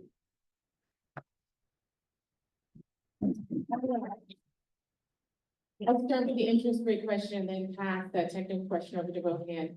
So the city code says that we would charge an interest rate similar to, you know, what we could get for our normal bond holdings. So like we have a central treasury, and that most of that money is invested in bonds in order to like be earning some interest. So that 4.78 interest is what we would be getting if the city hadn't spent the money on the project. So that's where that number comes from. That's a number in code. You're absolutely right that you know, the assembly can change that. And like I mentioned before, I do think they're hearing you. So thank you for your comments. Okay, thanks. On the super sec barrier, we're not talking about just one 3-foot barrier wide. I mean, we're talking about the width of the road or something very substantial. So that we could accommodate the mass volume of water coming out. Ideally, we hope it doesn't happen, but we want to have a safety valve there. And so it wouldn't be just moving one barrier. It would be a big block of substantial number of barriers that we'd have to move out of the way, but it would give us the ability to protect what your concern is. So does that answer your question? Thanks. Hi, can you hear me? I understand we need to do something. My concern is that are we doing the right thing on a long-term basis? And maybe not be better off to delay this 3 months and buy flood insurance? I mean, my flood insurance is $300. That's $250,000. I'd rather pay that and have the flood insurance than to pay this and cause a problem for somebody down the road. If we straighten this channel, probably solve a lot more problems.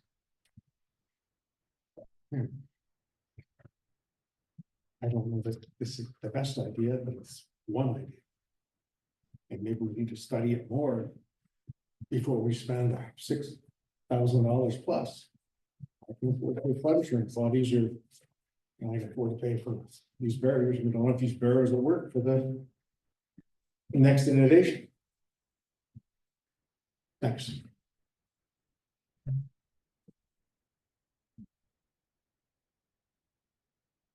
Just briefly, I just want to say that those are all excellent thoughts, and certainly thoughts that have gone through our minds as we've been working through this process. And you know, we certainly encourage everyone who can purchase flood insurance to purchase flood insurance. So the National Flood Insurance Program is, as you mentioned, inexpensive, at least right now, and the coverage is pretty good. So definitely good to plug that. And you know, as far as you know, whether or not this is the best project or this is the project to be doing right now, it's what, in consultation with Mike and with DNR, with DOT, and with Army Corps colleagues, it's what we've managed to come up with that can conceivably prevent massive flooding from happening in these houses this coming season.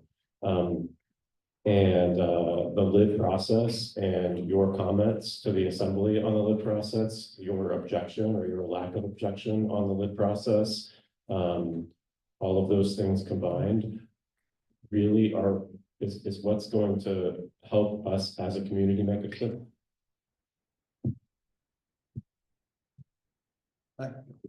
So my house is in a bit of a kind of a double whammy position.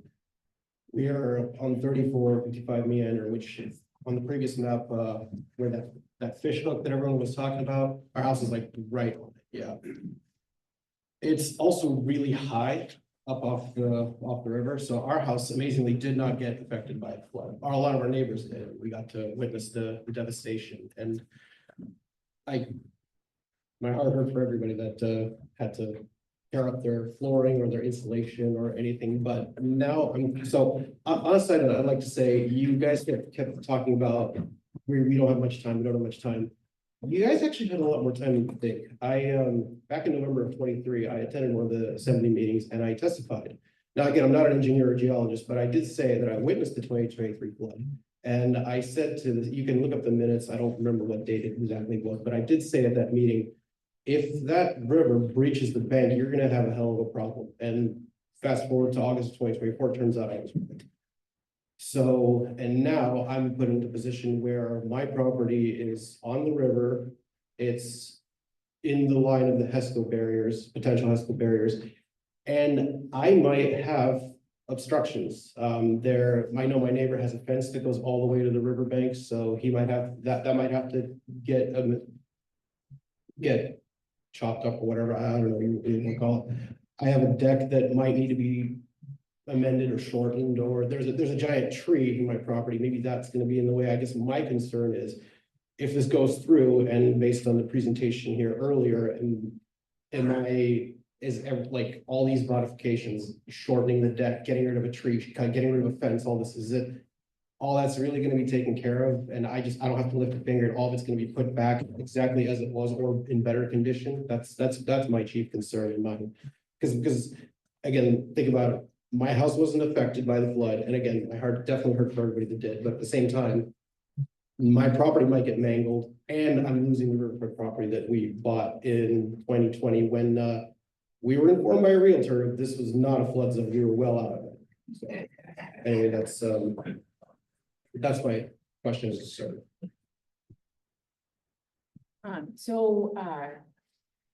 We will document what we need to do, and hopefully, the team has been to your house and visited with you. And we will document, what we need to do to be able to install HESCO barriers on your property. And then that documentation will serve to restore your property when we remove those HESCO barriers. Now, I don't know exactly what that program looks like, because we're focused on developing this program, but it would likely look like some type of reimbursable program where you could do the work on your house or pay a contractor to do the work on your house, to put back your deck or do things like that.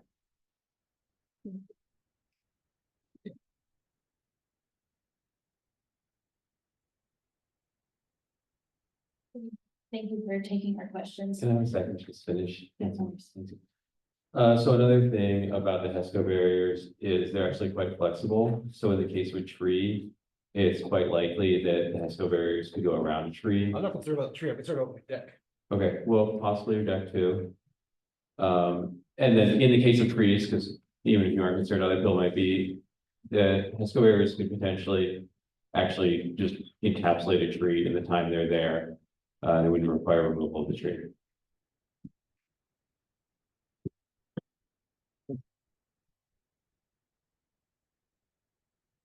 Thank you for listening to our questions and taking some of our concerns. I appreciate the momentum on this one short-term project. One of my concerns, being a riverfront house, we're at 3475. And since the 23 flood, and even more so after the 24, we have seen a tremendous amount of gravel movement from upriver to just before the fish hook. And at low tide, the carrying capacity of the river now is so low that we can walk from our yard across the gravel to the next bank. And that tells me a couple things. One, we've lived there for 10 years and we've never seen the bottom of the river like we can now, which is a concern because that means its volumetric capacity is so much lower than it used to be.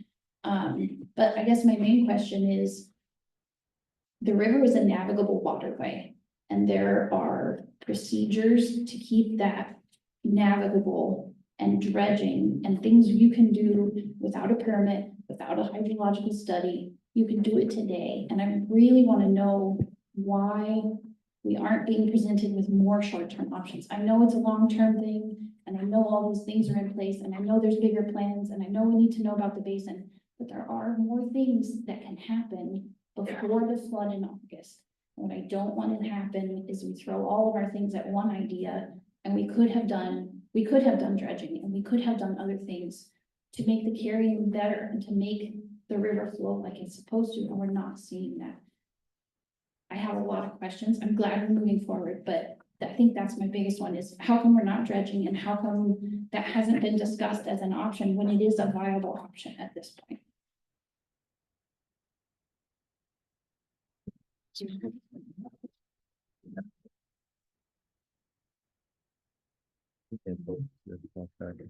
I think that the point you made about the gravel is a really good point, and that really highlights the challenge of an evolving river.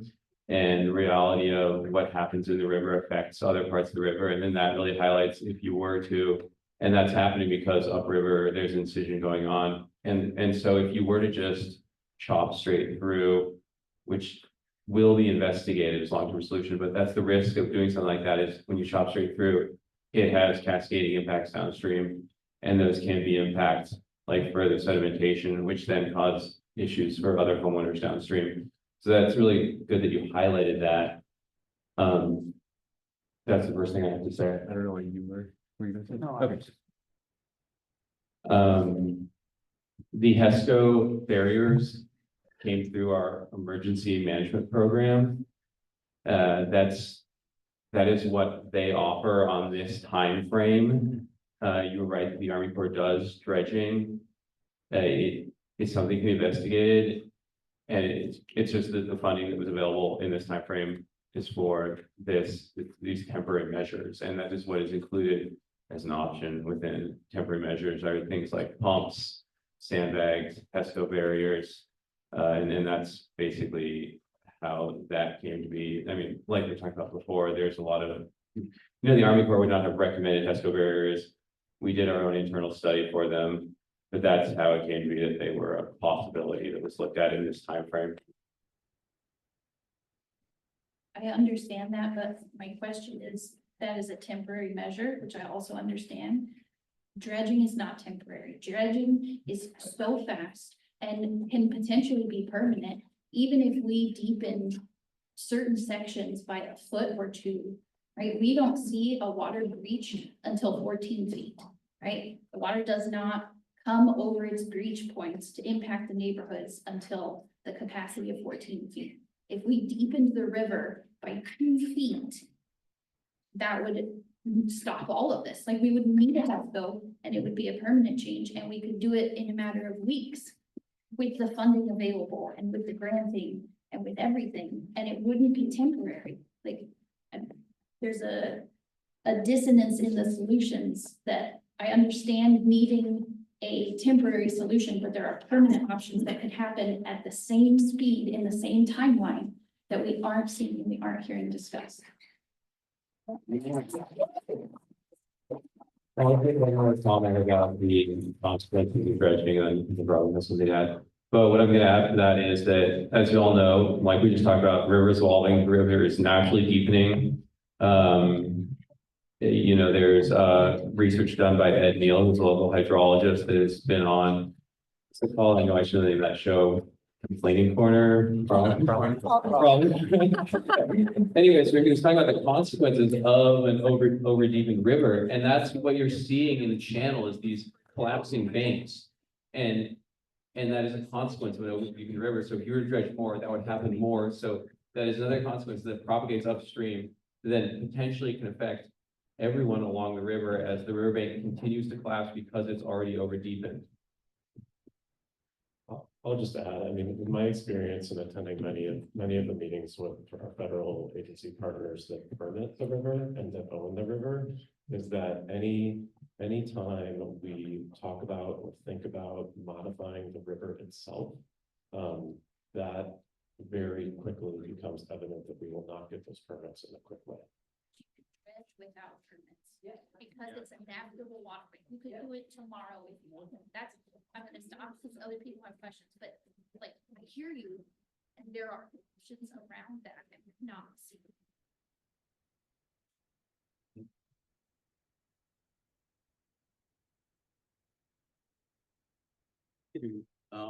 Just a quick question. If say these all go through, what guarantees do we have will be completed in the time frame of the flood? And if not, if they're not completed, what's the contingency plan for the barriers not being completed? We're certainly working as fast as we can to try to complete this project before what we believe is yolk season. I mean, July is our timeline. I mean, we're doing the best that we can, and I don't know, like, the more quickly we can work through this process, the more quickly we can work with individual homeowners on installing those Tesco barriers, the more successful the project will be. But there's definitely a lot of work in front of us. So it feels like a big project. I'm not gonna lie, it feels like a big project, and we're doing the best we can to get it done before next summer. August, we've had what, 2 events in August, August 6th, no guarantee that it will be August 6th. It's all, you will be watching the basin as it fills. We'll all be watching those cams and watching. We have about a week notice, or that has been the trend. That we have about a week notice before it starts releasing. We don't know if it'll release fully, right? I mean, there's so many unknowns here. It could take all summer to fill up and then partially release. You know, I think some people joke with us that we're gonna do all of this work and it'll just have a partial release. Like, don't you remember whatever 5 years ago this would happen and kind of flood the campground a little bit? So there are a lot of unknowns. And did you have anything to add? I mean, you know, we all took a big breath of relief when we got that partial release this winter. Right. But my question was, do we have a contingency plan if we can't finish those? Oh, I mean, I think the Would it cause, and it potentially could cause worse flooding in these neighborhoods if you have a partially completed wall? so the project itself, the installation itself will happen very quickly. There's just a lot of work that has to happen before that. So maybe you want to talk to the timeline of actual construction. So we do have some hurdles to get through to get to construction. But ideally, we're gonna have people working on multiple fronts, and we're gonna prioritize those with basically the worst places first, Killer Ridge, North Marion. I mean, we're gonna have crews deployed at a lot of different places. It's not gonna be just starting one and go linear and try to heat in the middle. So we're gonna try to have 3 or 4 different crews deployed, working, if not 5, and trying to get everything done in time. Based on the information we've gotten from Keith Anderson and the ability of crews to install the products and work forward, we can definitely get this done if everything goes right before July. With a fresh start and a mild winter and a fresh start in March, we can pull this off by July. If we have a bad winter or we have a bunch of red tape to go through, all bets are off. And so that's, you know, the work can get done, but we have to get to doing the work first. Right. And we're at a sprint to get to the work because that's really what we're trying to do. That's what we're trying to do. But when push comes to shove, we're going to try, if the LID passes, to do everything in our power to pull that off. Right. And so everything goes and we still don't make it, the city and everybody's paid for this. Is there any discount? Do we even get any money back? So the LID is the lien on your property. And the only way that we could change that is through assembly action. So the only way you could change that, it's a law that gets passed. And so that would have to be changed through assembly action. And then one last thing, on the plugs, how stable are those? How strong are those floods? Because you're saying they're just bags with hooks on them, or are they putting into the HESCO barriers? They get jammed in between the HESCO barriers and tied integrally, so they're tied together, and then we would stack them front to back as well as on top of each other, so. But there's no like mesh or protecting the actual bag? We would probably wrap them in plastic because that, at least the face, and bring them up and over to give them a little more protection than the HESCOs because they're continuous, but also we will have Keith Anderson to basically give us his full expertise on doing that. But you will basically jam that first line in between the HESCOs and reinforce it stronger than the line of HESCOs because you know there's segmental pieces around that and higher.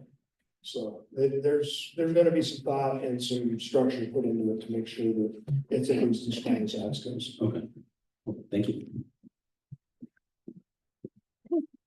So I have two questions. Earlier, you mentioned pumps being an emergency solution.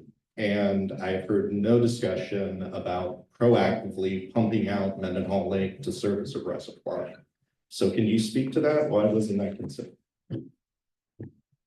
The scale of the pumps, the size of the pumps, they're more for like pumping out a house, not for like the volume of water that we're talking about in suicide basins, like billions of gallons. So these pumps are not like a scale that you could effectively drain Mendenhall Lake ahead of time. And then there's also the fact that there's always input into Mendenhall Lake. It's generally kind of a steady state. And so if you were trying to drain it ahead of time, you would also be fighting the ongoing inflow from glacier melt, snow melt, rainfall. Sure, but that would mitigate any potential future flood or release from the basin. DOT has huge pumps that they're filling up the floodplain base with at the airport.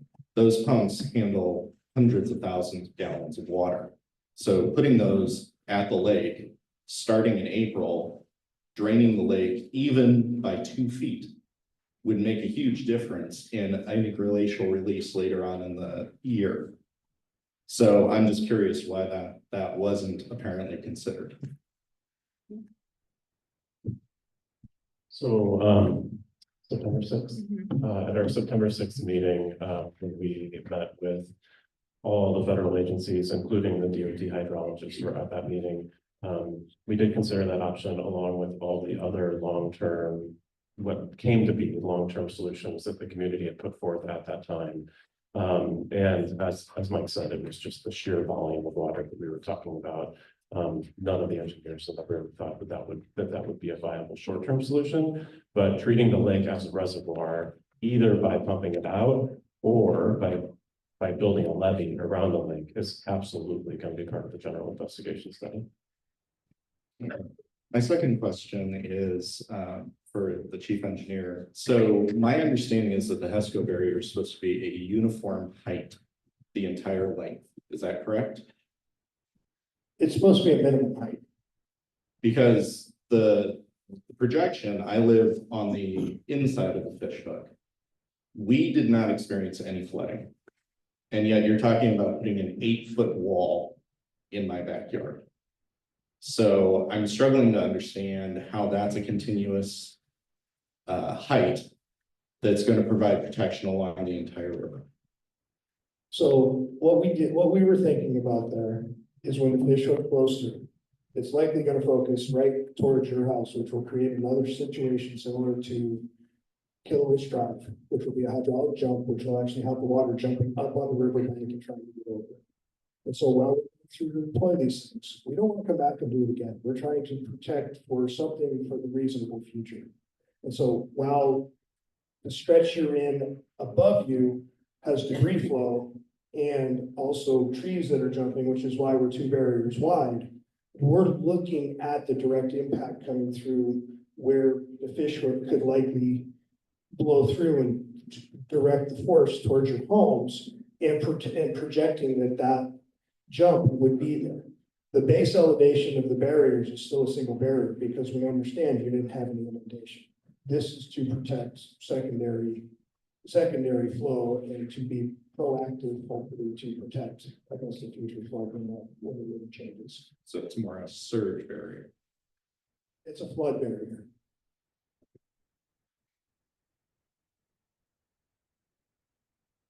I have a few things here, so I'll try and follow my notes a little bit. First of all, I wanted to thank CBJ for the response that they gave when we had the disaster. We don't need to know where the floodwaters go when they run over the banks. We lived through it. We appreciated the fact that debris we put out in the street were taken away, no questions asked. You cut through the red tape. That's what we need to do now. We need to cut through the red tape. We don't need to study this for another 3 years while we keep continuing to be flooded. We need a permanent solution. We need action now. I don't know if we appeal to the governor. I don't know if we appeal nationally, but we need some kind of a disaster relief to cut through this red tape and start with a permanent solution. Now, I know it all comes down kind of to elevation. You say that you're going to do a study on all this and that we've got LiDAR. LiDAR data has been available for a while. We've been studying this since 2011. People in this town have studied it. We kind of know what we need to do. We need to build a levee at the lake. You contain 1 acre-foot of water across that entire lake. It certainly prevents flood down the river. You're talking about, you want to know what happens and how many homes are affected when the bank overflows. But if we contain that water in the lake and only release that 17,000 cubic feet per second or whatever that minimal amount is the river can hold, we prevent the flood to the whole valley. It needs to be done there. If we're going to take all this fill that we're going to put in these HESCO bags and put it in the bags, let it stay there for 5 years or whatever, and then remove it, it's a double expense. Let's put that fill on the levee where that it can remain permanently, and we can come up with a permanent solution. According to the stuff I read on the net, with these engineers that are talking about building the levee, the lake is currently at 60-foot elevation. If we build a levee across there at 75 feet, which in some places will be 14 feet high, other places it'll only be 3 or 4 feet high, depending on the terrain, we can contain all that water in the Mendenhall Lake and prevent this flood from entering the river. That seems like the solution. I don't want to spend any more money studying this. We need to cut through the red tape and get it done now.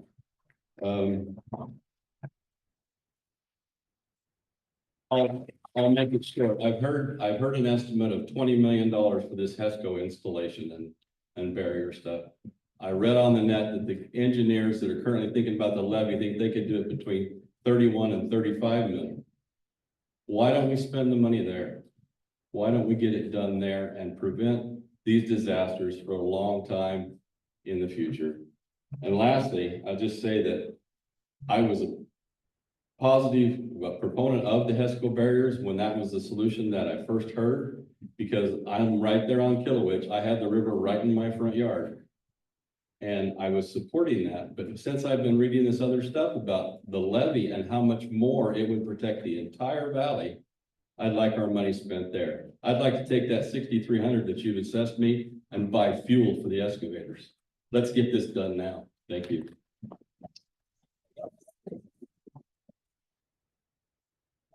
No one here more than the people sitting up here wants to cut through the red tape. We are more frustrated by the permitting, more frustrated by the never-ending layers of FORA permits and then FEMA permits and then DNR permits. Then we live that daily, but there's no amount of, lobbying CBJ that is gonna help us cut through that red tape. It's the levee. The Mendenhall Lake is on U.S. Forest Service federal property. They've been a wonderful partner, but this is an asset that's on federal land. It's not CBJ land and we live in an era where there's NEPA, where there's lots of layers of permitting. So the reason why we are bringing you this temporary solution is so that we can still apply tremendous amounts of pressure, still require all of you to write your delegation, to apply this pressure to help us with the permitting and the red tape and all of those things.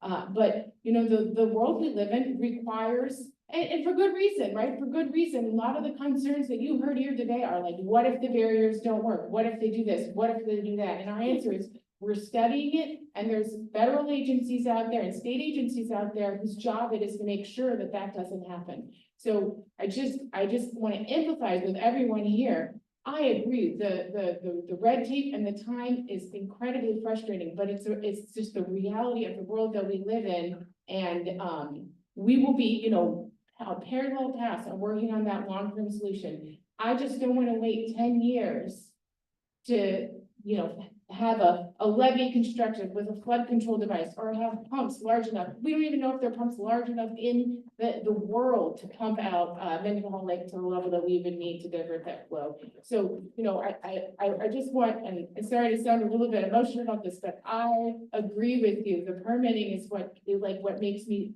just sick to my stomach sometimes, because I work through it every single day. These guys work through it every single day. And so we hear you on that. Thanks. Hi, I work with vets. That is not accurate. That's ridiculous. That's such a wonderful excuse that you guys are using. Sorry, but it's not true. So I'm at the corner of Meander and Northland, and I just wanted to say, like, one of the reasons why I am pushing back and not wanting to really pay for these HESCO barriers is just because I'm really concerned, and I want somebody to please alleviate my fears maybe about erosion underneath the barriers, because I feel like if anybody watched the video from the yard that completely got destroyed 2 years ago, how is that going to work if a HESCO barrier is, you know, on this border on the riverbank, and then it just erodes underneath the HESCO barriers? What's going to happen there? Whose yards are going to be destroyed from that? The other thing is that I know that we have those pumps in place so that the water doesn't come through the storm drains, but they sure did. At our corner at Northland and Meander, we had water coming up through the storm drains. And so what if water is coming up on the opposite side of these barriers and is just stuck in it, can't go anywhere? Like, just, I don't understand how that's supposed to be alleviated by tubes or whatever. Like, I just don't think, I would rather spend my money protecting my home versus spending it on something that's going to be destroying my neighbor's properties.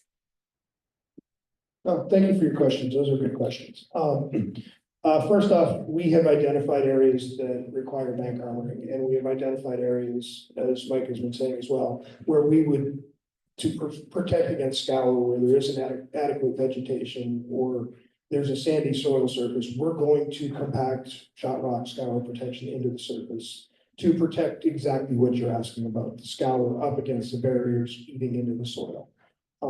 We've identified areas that do need bank armoring to protect the barriers where, you know, where we feel that there is erosion showing on the riverbank now. There's trees falling in the river. There's some further down towards River Court. There are actually indentations that have been armored around, and so we need to make that segment of armoring continuous. And so we've identified those areas, and we feel comfortable that we have addressed what we need to address for, you know, for the scour at this point.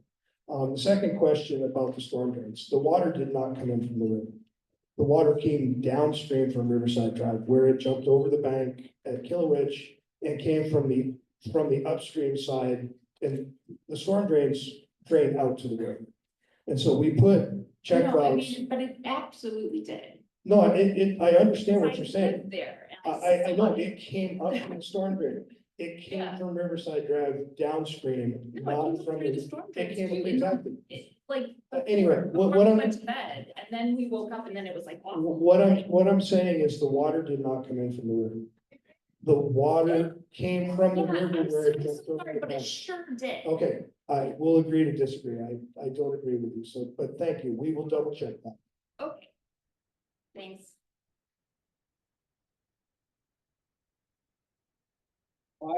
My question is about the H&H study that you guys are waiting for. I believe it's in February, it's supposed to arrive.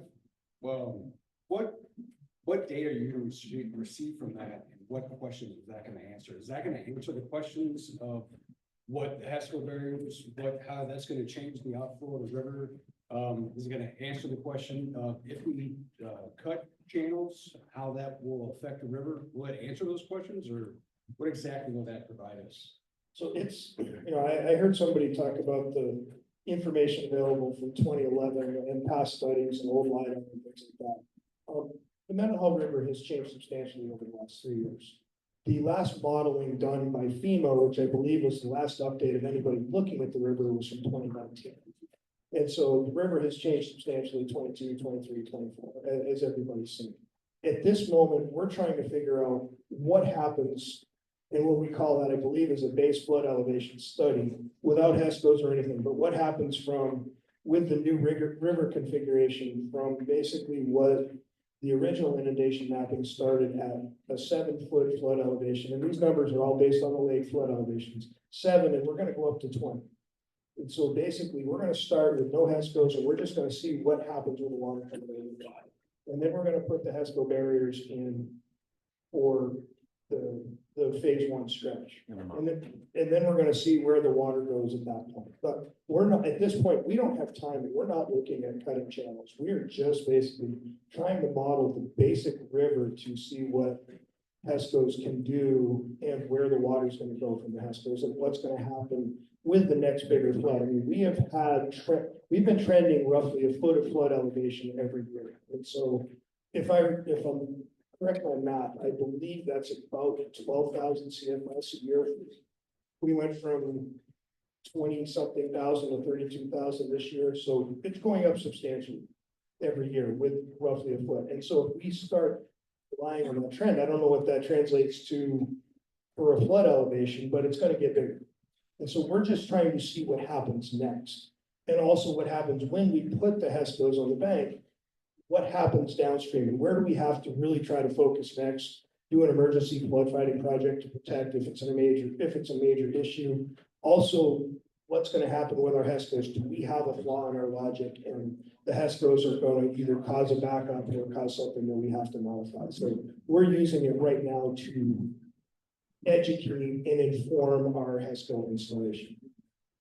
Okay, wouldn't that same information provide you with an answer of what would happen if you cut the channels? I'll let John add to this in a second. So what John just described was the short-term phases of our H&H study with Michael Baker. But we also have in our contract with Michael Baker, longer-term conceptually later tasks that will look at potential long-term solutions, which we hope to use that data to jumpstart the general investigation. So we talked about that a little bit earlier, but once the Army Corps has the authority to proceed under the general investigation study, we're working to have every possible advantage that they can have in front of them to kickstart that. And a later task of the Michael Baker H&H study is to look at things like cutting channels in the river, things like building levees, lake as reservoir, et cetera. Thank you. Two-part question. So one of the things we talked about is, we can flood fighting here. Why aren't we flood fighting on federal lands? Is your emergency order, does that not apply to those sections of Juneau? You can't go on federal lands to protect people? Because it seems like to me, you're invoking these powers and you're using it to take my property and you're using it to say this is the only choice, but you're also refusing to look at these other areas where we might be able to do some good.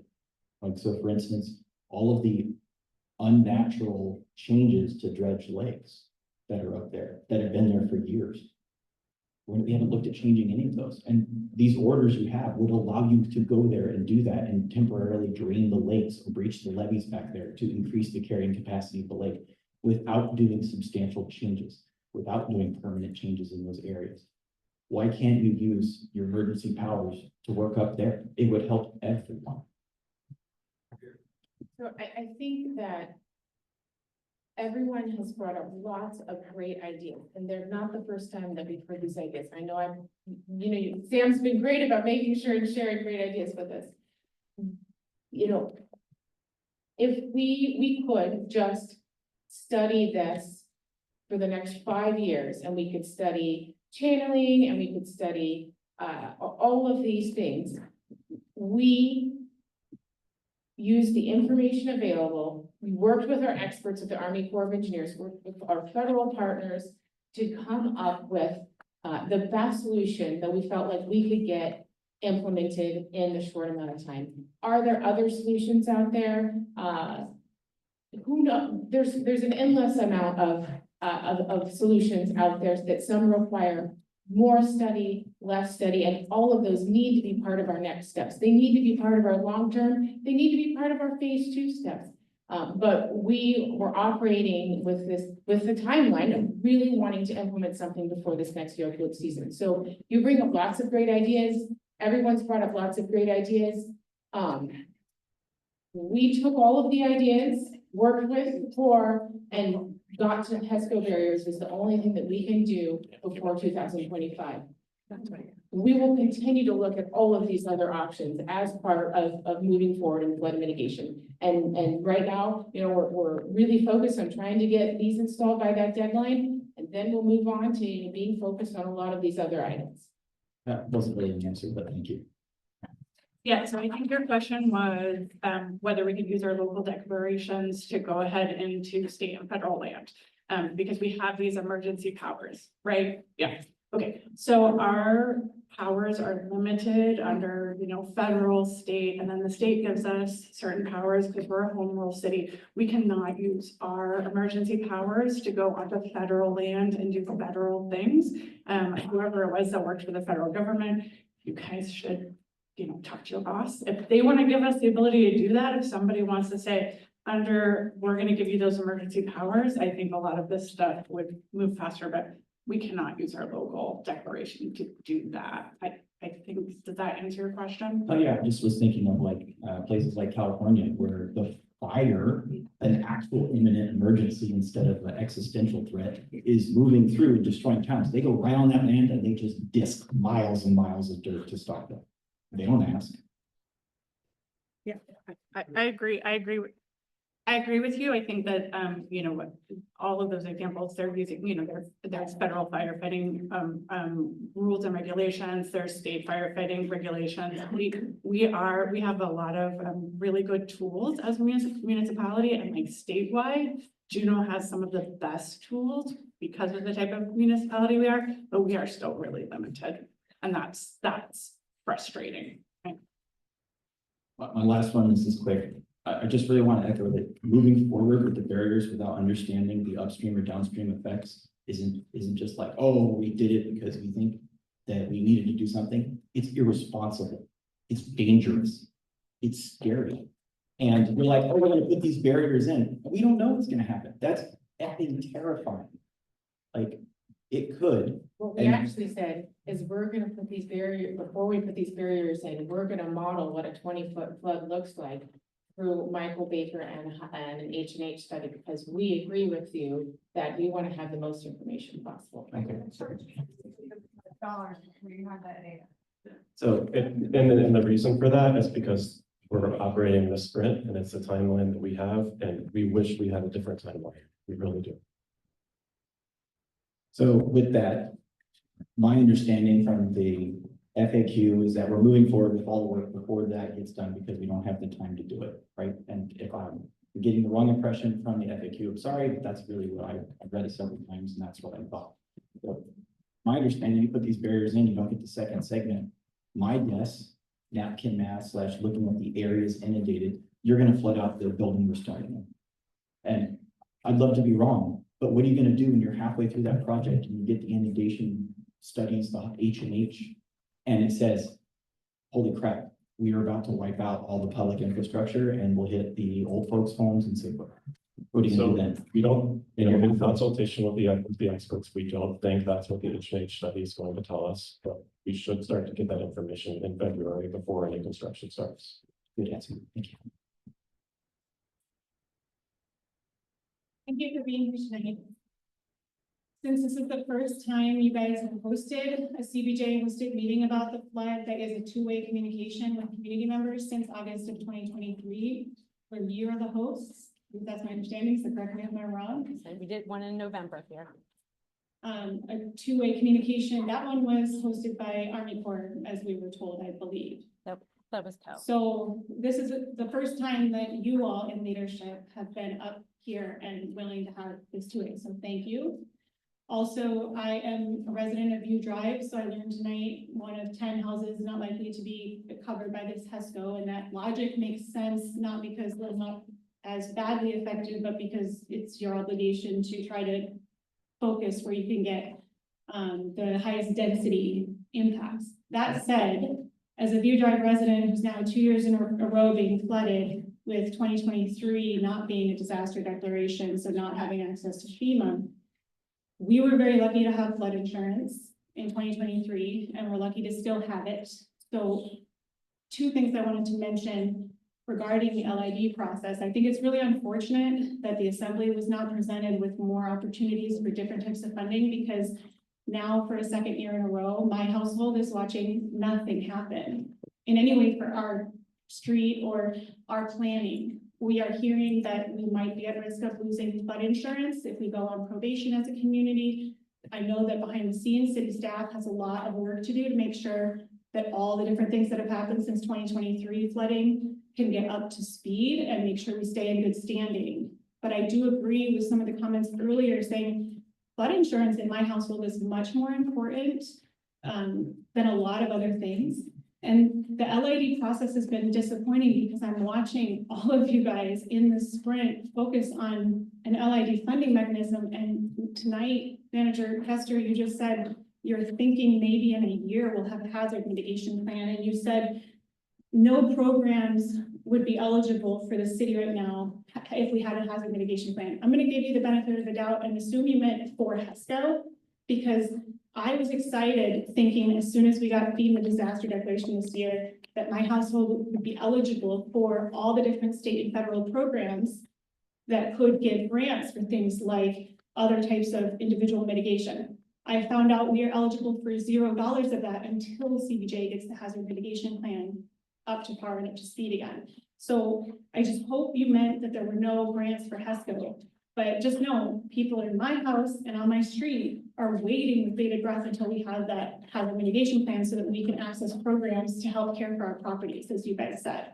I also wanted to mention that when the Army Corps had the meeting here and erosion was brought up, there was a slide, and erosion was specifically on the side of the slide that was immediate available flood fighting actions that could be taken. And my recollection was that the reason that was not recommended by Army Corps is that they only front the cost of the initial erosion or dredging, the initial dredging, but then later, wherever the community is, would be on the hook for maintaining it.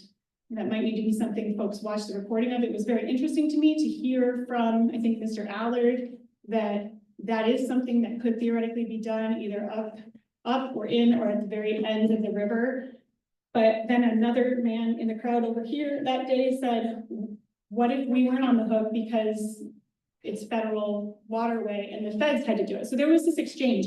But tonight, when dredging was brought up, all the answers tonight, and I'm seeing you don't seem to have any recollection of this, even though you were at that meeting, but the answers you gave were completely different. So I just wanted to kind of point that out. I think that there were actual dredging options, and I would encourage those to be looked at as like a flood fighting thing or a permanent, but not a permit necessary thing. So that's, I think, it for now, but my household is suffering because we don't have a hazard mitigation plan. So I just wanted to let you know. Oh, the last thing I wanted to say is I do wish we did not have an LID process. I would rather help pay for this for phase 1, even if my house is not protected.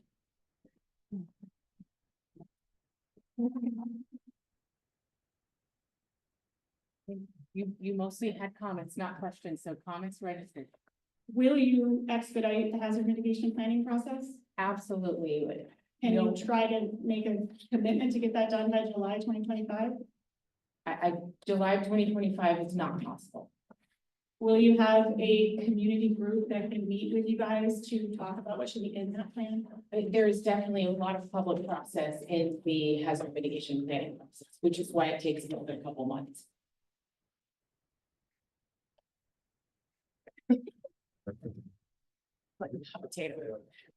Thank you. There are a lot of people in this room, and all the people that are here in the audience, you know, we have to take time out of our lives. That's when people are leaving. I mean, we're all busy. This is important to me. I'm here because I have skin in the game. Okay, and I bet most of these people do. That's why they're showing up at this meeting. Okay, of all the people in this city, the people that show up here are the ones not only that have skin in the game, but show up. That really should matter. You should know as a public servant, these are the people that you're here to serve. So the comment is, read the room. So going from there, let's say you're right. You put this plan together, you put up the big wall, everything works great. Of everybody in the world, who's the most likely to care and notice and show up at a meeting afterwards? It's these people. We're on the same team, except we're the ones that pay for mistakes because we've got skin in the game. So, if it goes right, who's gonna thank you? It's gonna be us. Who gets to decide if the project works? We do. We're the ones that live in the district. We own the houses you're trying to protect. That's what I've heard. You're trying to protect us. Listen to the room. If anybody in the world can decide if the project works, it should be us. But if that's true, it also means we can decide that the plan didn't work. We don't know. I've heard over and over again. You guys aren't the experts. I can't engage with experts. I can't hear anybody that people says, yeah, we know that. But you can't use science and hide behind science. A bunch of us understand science. Science is easy. It's a tool. It doesn't tell you anything. It just allows you to make decisions. But if you don't ask the right questions, it can lead you astray. So pretending it's not a scientific thing. It's a question of what are the people that are going to get hurt want? And the people that actually care enough to show up and express their opinions. You've got this system where you say, well, if 51% of the people don't vote, well, that means we can pass it. That doesn't make any sense at all. The question is, it seems to me, and we can check, what percentage of the people here want this plan to go through? I think that's much more important than people that don't show up, that don't care whether they live in the district or not. I am offended. I live in the district. This is my house. This is my life. But if I lived in the rest of Juneau, and I've been smart enough, not like most of us, and we hadn't bought the stinking flood zone that we didn't know about. If I bought across the other side of the valley, I'd be thinking, why am I paying for their problem? I mean, it's not like, if a tree falls down and hits my house, that's my problem. I screwed up. I bought a house in the wrong place. I don't want to move. I like my neighborhood. I like my neighbors. We can't fix what the river is, but I'm kind of wondering, why are we settling this on all the rest of Juneau? Not that, it just isn't right any more than, is it because we want it? This is the question. Does the rest of Juneau just want to pull money out of their pockets? Well, they can do that anytime they want to. But to demand, that just doesn't seem right. So, how about this? A year from today, you call a meeting, and guess who's going to show up? And you give us a chance to decide if we're happy with what went on, with the decisions that you made. I will bring brownies if I'm happy with the decision you guys come up with. I bet some of these other people are going to be willing to step down and say, you were right, I was wrong. I'll admit if I was wrong about this. But an awful lot of people are saying, hey, wait a minute, don't rush into this. When do you make bad decisions? When you're in a hurry. Okay, when you're in a hurry, slow down. Because if you make a mistake, it's really bad. So, if you want to put skin in the game, it's really easy. Most of you are public servants or public employees. All you got to do is pledge right now. If things don't go so that this room isn't happy, you just quit your position and resign from government and stop. Don't take the pension. That's a really heavy burden on putting on a public employee. Everybody here has a house, a home, a family at risk in this thing. We've got skin in the game. If you said, hey, I will take the pledge, I know I'm doing the right thing. I'm willing to put my future career on the line. I will personally respect that. But I haven't heard that from any of you. You're saying, well, we want to help you. But the room is not saying that we're feeling helped. We're feeling stressed by this pressure. So that seems severe, but this is just putting it at the scale of losing my house. Please listen to the room. It seems to me that the majority of this room is not on board with your plan. If we're the public, you pledge to support, there's a long established rule. You guys have heard of it. First, do no harm. Thank you.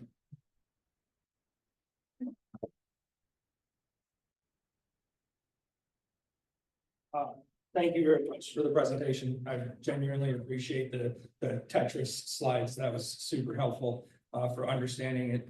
I have a short comment and maybe a request is how I'll phrase it. I stopped by the post office on the way here and there's still 40 packets left to be picked up that were not delivered. 40 of the certified mailings. So that's concerning to me, and I think there's a good chance that this lid will pass, and so there comes my request. And that is to be very, very mindful of public safety. The napkin math that I've done estimates somewhere in the realm of 1,400 dump truck loads just to fill the HESCO barriers. That doesn't include riprap, that doesn't include the bank stabilization, foundation that you've talked about for the HESCOs themselves. That essentially turns these areas into a major construction center, and I just really hope that there'll be a lot of pre-planning for how that will be conducted, where the equipment will be parked, what hours will be worked, just safety concerns. And then thoughts about how is it going to impact the roads, the compaction to yards and future drainages. Let's do some forward thinking on all of that. And I'm just asking for that public safety part of it. The second part of that request would be to consider installing remote monitoring for the HESCOs. If they get put in place, put up a camera system so every square foot of that HESCO line can be monitored remotely and notification can be instantly delivered to homeowners if there's a breach. I think it would benefit CBJ as far as the cost to monitor it and to respond if there's a breach. Thank you for your time.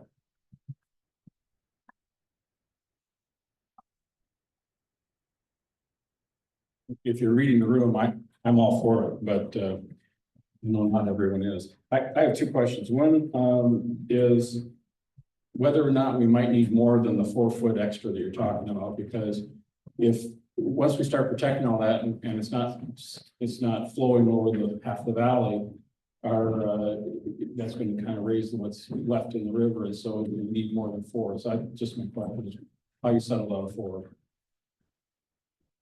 So the initial thought was looking at the high water marks and figuring we needed the high water marks in 24 and needed to be 4 foot above that. And so that was the start of our logic. The Michael Baker model will also tell us what happens by keeping the water in the river and what happens with those, where essentially what we call the grade line, the water surface would be at flood increases, and what the intent would be at that 16 plus, plus the water in the river. So we will go back and reevaluate at that point to see if there's flaws in our logic or if our assumptions are sound. But that's also why, when Mike got off the plane today, the first thing he did is went right to the river. And that's why we're walking the river constantly, trying to look at different scenarios. And as questions come up, as we're thinking about things, trying to figure out, especially now with low flow, how far down, how tall is the bank and how much water is actually jumping over the bank that's going to stay in the river, and what percentage is that really of channel flow, stuff like that. So we are very mindful and studying. The other question is now more of a comment, is the 500 for the reinstallation, the contingency. That seems low to me. I don't know how you came up with that number, but I guess my assumption is that our 6,000 will cover whatever it is, even if it does take more than 500, that it'll be covered. But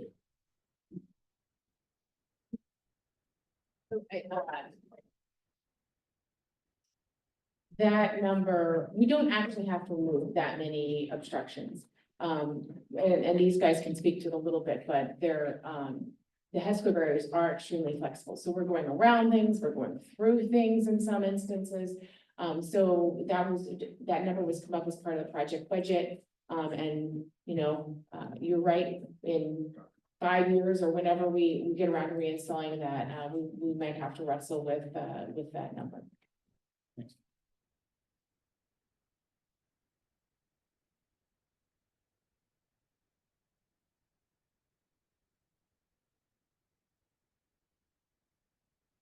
Maybe it's nice to have a chance to have a conversation. When the flood first happened, it was an amazing experience. And I will never forget the first city face I saw was Mayor Weldon at the shelter. But as the weeks continued and staff were at Melvin Park and the support came in, it was really something I told my husband, we can do this, we can get through this. But this has had many phases. I didn't expect the absolute vacuum I would feel when the emergency crew left. I've since learned about disasters and learned that that's part of the process, but there was nobody. And I got involved in a community group and I discovered that everybody else felt the same way. And there were homes in disrepair and anxiety. I didn't expect that there would be this LID HESCO stress that is top the charts. So there's lots of questions and I'm just gonna try to get a few of them. Help me understand how it's acceptable when the Army Corps said that by the time phase 1 is done and phase 2 will be ready, there will be no study to determine the unintentional downstream consequences. I can't do that to my downstream neighbors. And they said it in a public meeting. So I don't understand how we can proceed when that's a possibility. Did anybody address that? That might have been earlier information prior to us having Michael Baker under contract. We currently have a hydraulic study in progress right now that will inform us on what the HESCOs do and what property, what will happen when we keep the water in the river and what's going to happen downstream. So our actions are going to be informed with this information that we will be getting in February. So here's the tough question. You put the HESCOs in and they fail and water goes, we're not expecting it, and they can't get back to the river and somebody dies. Who's liable? Who's responsible?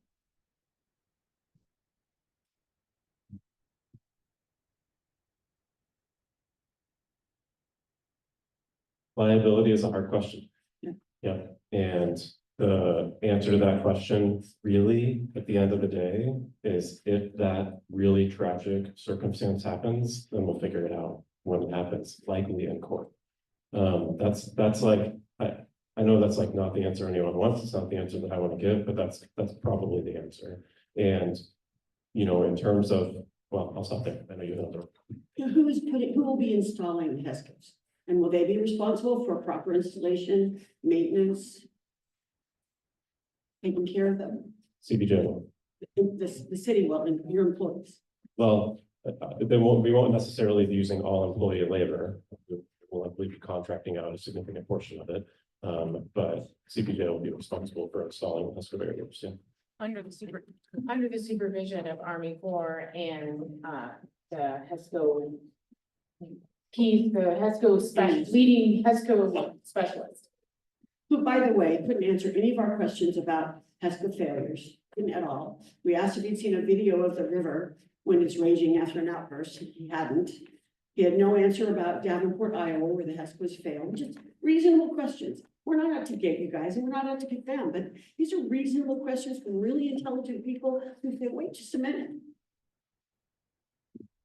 Davenport, Iowa is where the pavement failure occurred, is that correct? Yeah. In a parking lot with a wall. Yeah, just so, and so I addressed that earlier, and that's why they're not being placed on an asphalt surface, they're being placed on a natural surface and shot rock like we've discussed. Can you address the town in Alaska, like Kilvana? Can you address that town where they've had HESCO barriers and it's due to erosion? Probably Kivalina. That's it, sorry.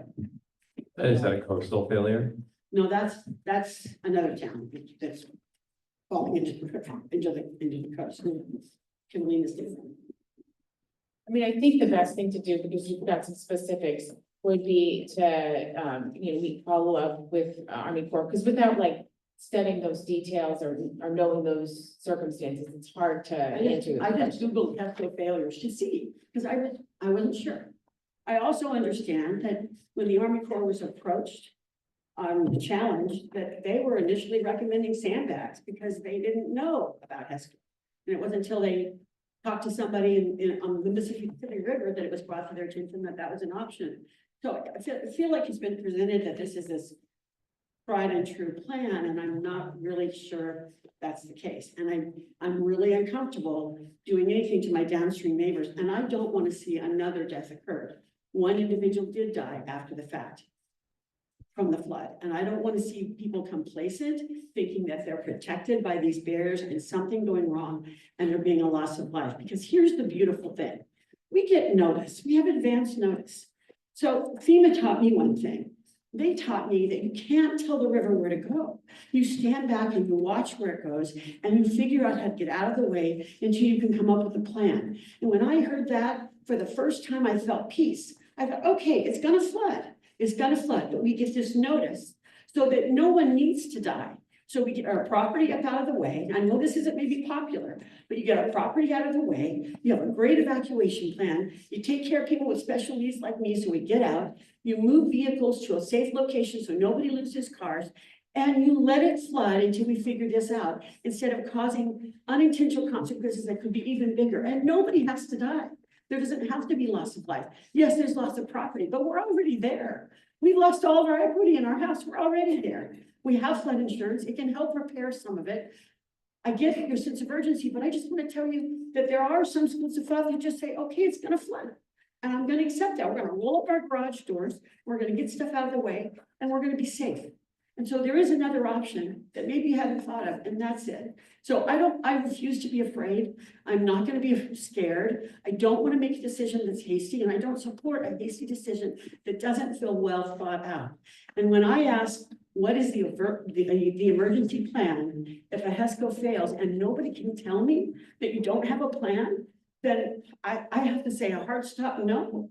You just have to think about that. What if a barrier fails? What's the plan to address that? Can you? If you can't, then maybe it's a thorough evacuation. But I hope you hear me. So just to be clear, the HESCOs are a flood emergency barrier. We would still be recommending evacuations from the valley and from the projected inundation areas based on the projected flood elevation. We're not going to encourage anybody to stay in that area. And so the evacuation, as was spoken earlier tonight, we have advanced measures, we have better communications, we have better ability to provide that, and we're going to use it. And so it's not that if it fails, it's because you did not heed the warning to evacuate. It's not because we didn't warn you. But can you understand some of the concerns I have? I completely understand, but I just want to be clear that this is not the bulletproof barrier that you can stand behind. This is a temporary flood emergency barrier that we are going to recommend everybody evacuate from the area. This is not going to say you can live in your house through the flood. We still want you to leave and protect your stuff. And like I said earlier, protect your own homes and take your own responsibility for that. I appreciate the time to talk. Thank you.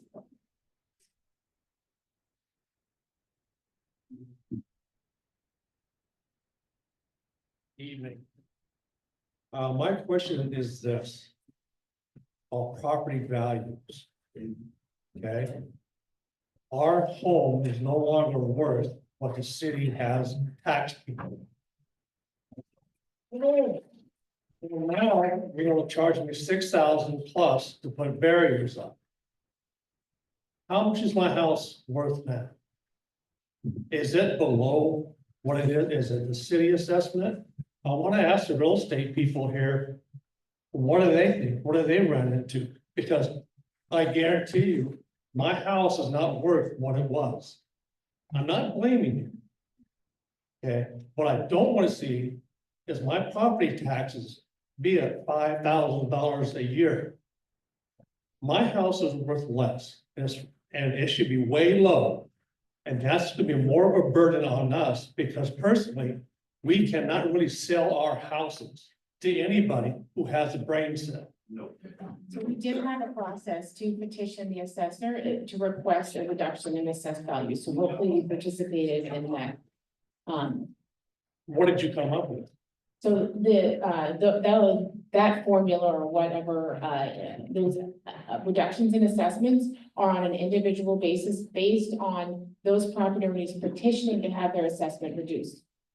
So based on someone saying, I believe that my property is undervalued, or my property is overvalued because of the damage that is suffered, there's documentation of my damage, I want my assessment reduced. The general setting of the assessment rule sets the value of your property on January 1, and that process is ongoing. So if you petitioned to have your assessment released, then you will be getting that information sooner. If you didn't petition, then the assessors will be, making that determination, and those letters, notices go out in July. Okay, let me be clear about this. it was brought up. When we bought our home, it was not a flood zone. We are told you don't need to buy flood insurance. Now, we had to buy flood insurance. We were told we have to go through FEMA because private insurances will not do it. Any house in the valley, no matter what the value is, it is no more than $250,000 for the house itself and $100,000 for personal property. My house should not be above that. It should not be above $250,000. If that's all I can get. And I don't know if you guys live in the valley, but a lot of people do. It's an investment. And I would hope to see that our values per the city's assessment no higher than 250,000. I hope you shared that with the assessors in that process for petitioning, but like I mentioned, the assessed valuation comes out in July, and I can guarantee you the assessor's office is taking into consideration damage from the August flood. I want to say, I hope you're right, and that we do get justice on this. It's not your fault, I got that, but we should not be charged for something that's not of that value. That's just my opinion. And did you petition the assessor? I didn't know I could do that. I'll encourage all of you to be on our flood response email listserv, because we send out all the press releases and all the information for this meeting, for all those things. Thank you.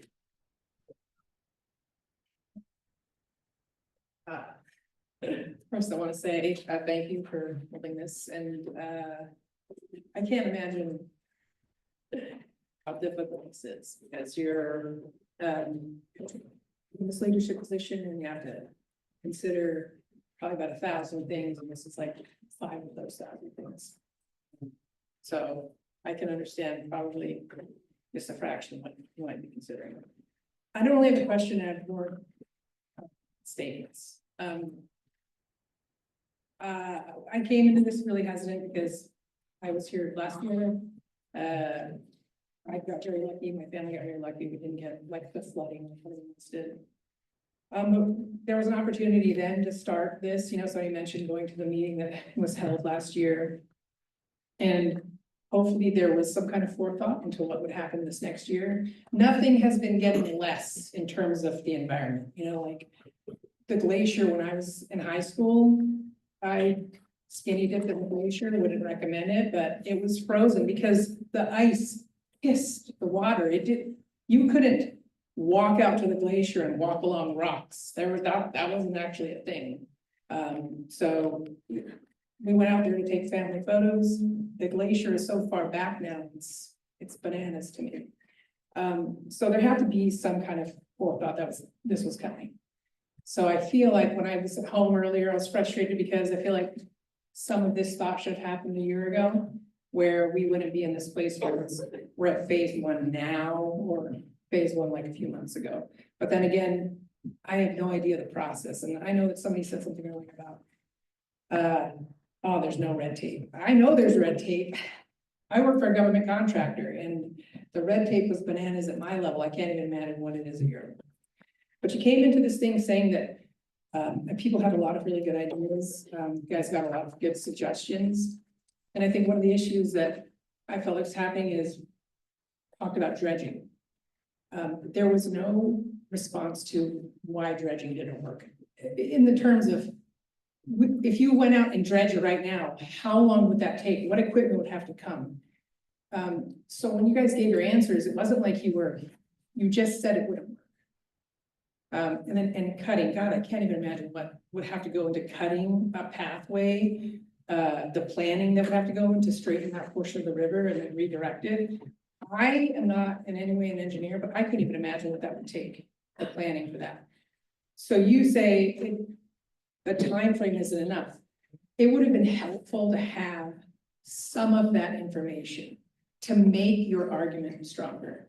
To say that the Tesco barrier is the way. I mean, not the only way. There were obviously other ways, but this is the time frame that you say we have, which I know August seems like it's far away, but it's not. It's not. It seems far away, but it's not. And I think everyone here, if they really think about it, they realize that it's not. There's so much stuff that has to happen. It's freezing outside. What can we do right now?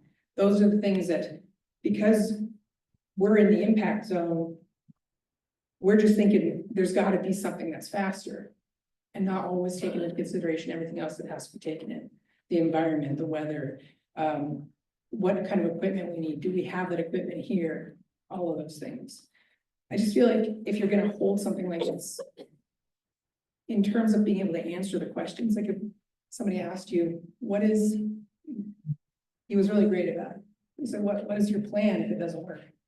If you don't have them, just say it. Because I feel like that's what you wanted to say and you just did it. You ran around in a circle about it. If you don't have a plan, if there isn't something that can be done, because this is what you're saying is that this is the time frame we have, and the HESCO barriers is the best plan. If that's the best plan, then stand by it. If there isn't a plan after that, then say it. Because what that builds is distrust. If you can't tell us that there isn't something else after this, if this fails, then it fails. Because there isn't enough time, and you've already said that about 24 times, that there isn't enough time for all the other plans that other people suggested.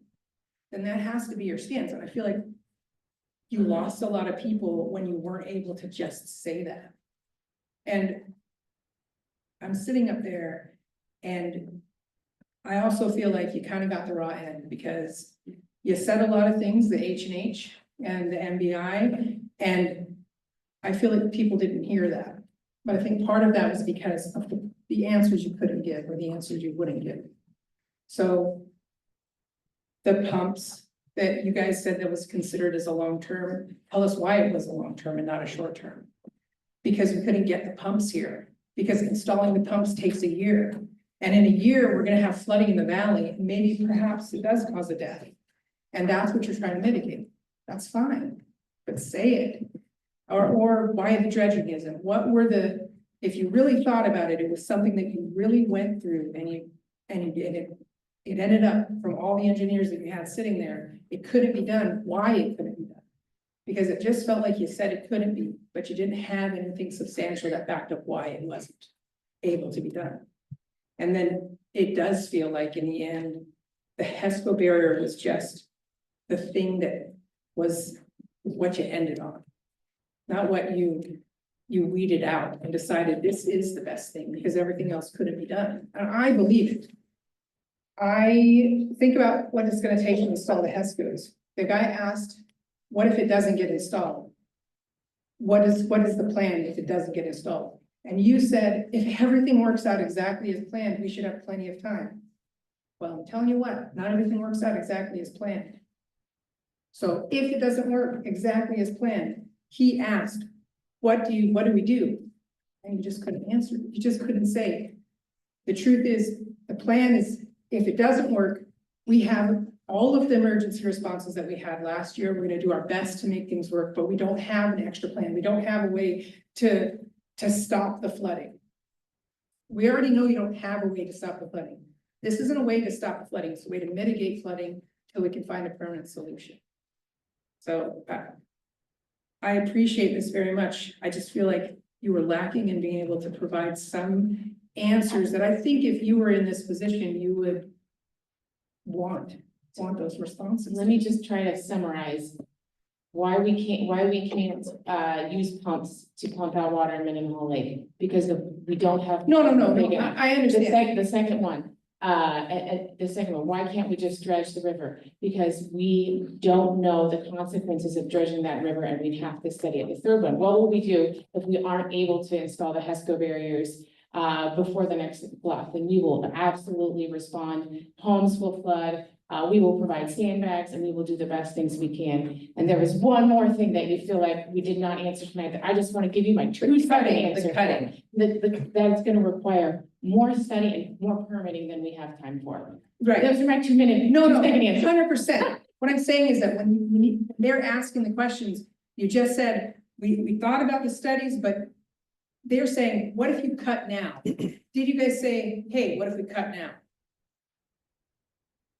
You guys said, no, if we cut now, it's gonna what? It's gonna take 6 months to get all the equipment up here to cut. And then we have no idea what's gonna happen down the road, because these people are saying, if we just bring something, I'll go take my chainsaw and I'll cut a hole. I think that is a ridiculous idea. I'm not saying that's a good idea.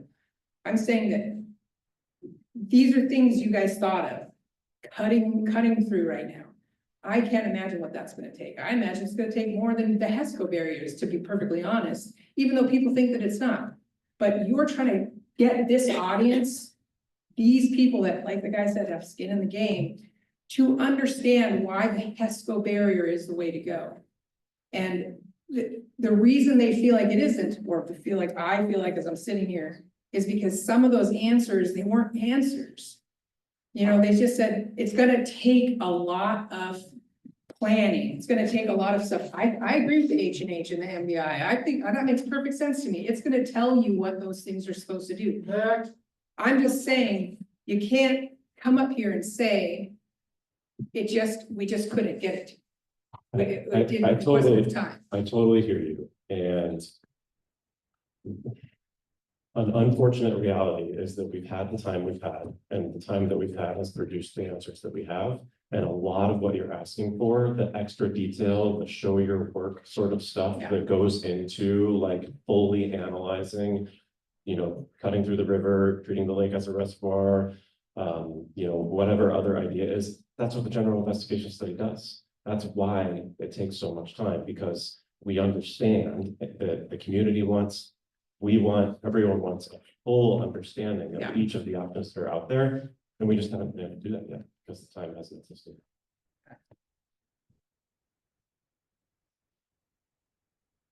Hello. I'll be brief. I've been trying to stay out of this one. I used to work for this city. I used to be a floodplain manager, but I'm retired. I recommend it. But it's more fun to sit there than it is up there, except for when you're getting charged a lot of money. But my point that I just want to bring up, Lemon Creek has been controlled through dredging for many decades, at least. Anyway, I worked on a permit to get Lemon Creek dredged to reduce the flood problem. Took about 4 months. It wasn't insurmountable. Some pretty rough hearings, a lot of oversight from fishing game and all the, you know, usual suspects, but it was approved. If there is a problem with a certain part of the Mendenhall River sediment is accumulating and the river is not carrying its capacity, you might look into how we are legally allowed, we meaning the community, allowed to dredge Lemon Creek to manage it for flood risk. And, you know, what was that structure? Because it's not that different now than it was then. Although this has got a lot of eyes on it, and Lemon Creek is kind of everybody's kind of afterthought. But Lemon Creek has a serious flood risk problem. It's due to high sedimentation. It's not a Yokalub situation. But the only reason it doesn't flood is because it's being dredged frequently. Otherwise, Lemon Creek, the whole valley would just get, you know, washed with floodwaters just because it's a high sediment load. So I'm just going to leave it there. But my question is, how is the Mendenhall River different than Lemon Creek when it comes to permitting? So that's it. Unless you have an answer. I don't, but I appreciate that, and we'll get to it.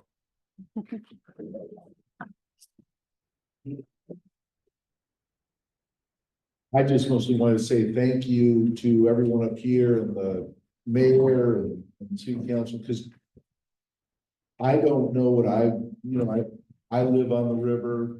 I've flooded 2 years in a row, and the support we got this year was phenomenal.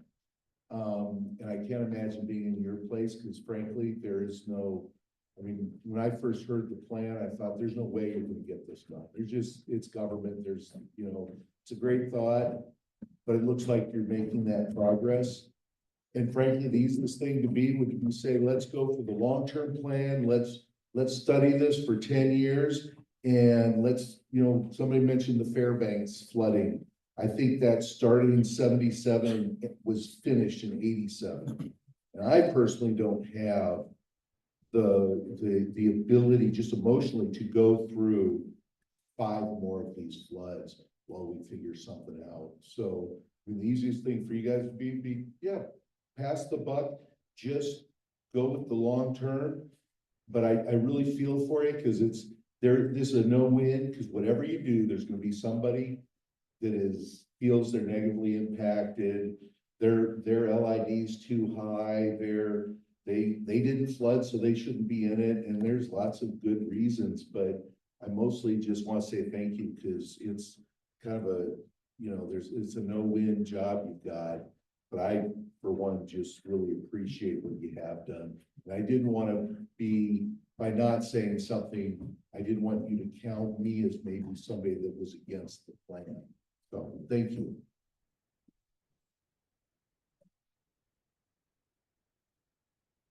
The previous gentleman got rebutted with the idea that our house price is going down. We all know that our house prices have dropped dramatically. Sales of houses in the district have dropped dramatically. We contacted the assessor's office to ask to start the process for a reduced valuation. And the immediate response was, if you start that process, we will come out and inspect your house to see if you've done any improvements. Well, I live in a flood zone. The point is the value of my house has dropped. Whether I put the improvements in, that's all sunk cost. So it seems, is there any way that you guys can contact the assessor's office and you should set up a area wide? You know what the area is, you know what the houses are. It should just automatically be something that you can go through the city assembly and say, let's reduce as a fair basis based upon current real estate trends to help these people that are stuck in this district and just have our property taxes reduced. Is that a possibility? So the assessor's office operates under IAAAO standards, which is an International Assessing Officers Association. Those standards are adopted under code, and the assessor works underneath those standards. So the assessor will follow their process. Katie and I, the city manager's office, we're pretty hands-off of the assessor. They follow the code, and us interfering with the assessor's office is generally frowned upon.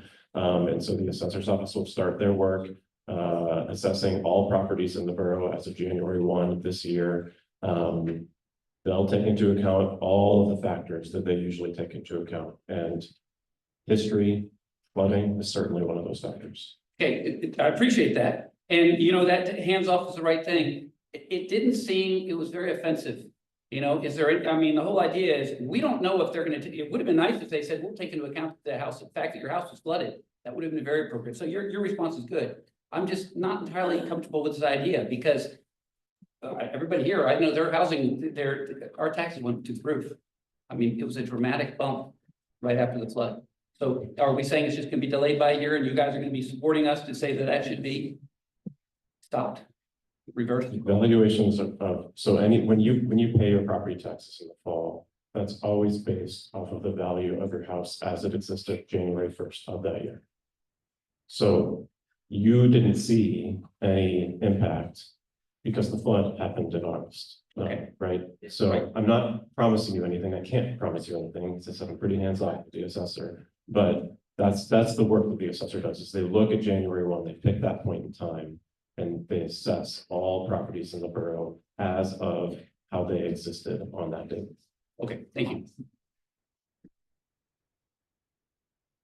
Thank you for taking the time to answer questions. I've got a couple. One on the assessor. Our property is on the river. We were not affected by the flood. However, we have probably the second longest stretch of currently proposed HESCO barrier line, which limits access to probably about 3/4 of our property. Our property value has gone down, but no damage was done to our property. Would our property be assessed accordingly because of this HESCO barriers and everything along, or does it have to be affected by the flooding? That's a good question. I don't know, but we can find out. Okay. I know you guys are in a tough spot, but you signed up for it. As engineers, I'm an engineer. That's what we do. We solve problems. So thank you. All right, it is 8:30. It looks like we're winding down. I want to thank everyone for hanging in there, for coming tonight. Let's thank Bo in the back for staying late and opening up the theater and doing sound for us. Thank you, Bo. please reach out at floodresponse@juneau.gov. Lots of good questions, lots of good comments.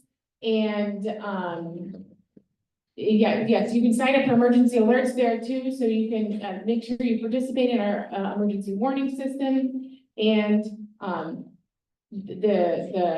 if you don't have your certified mailing, that entire packet is online. There's a form there for objecting to the LID.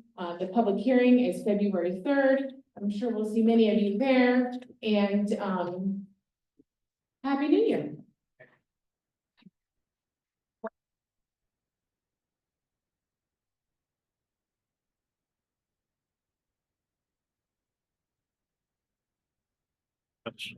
Thank you. It was empty there. It was pretty much empty, yeah.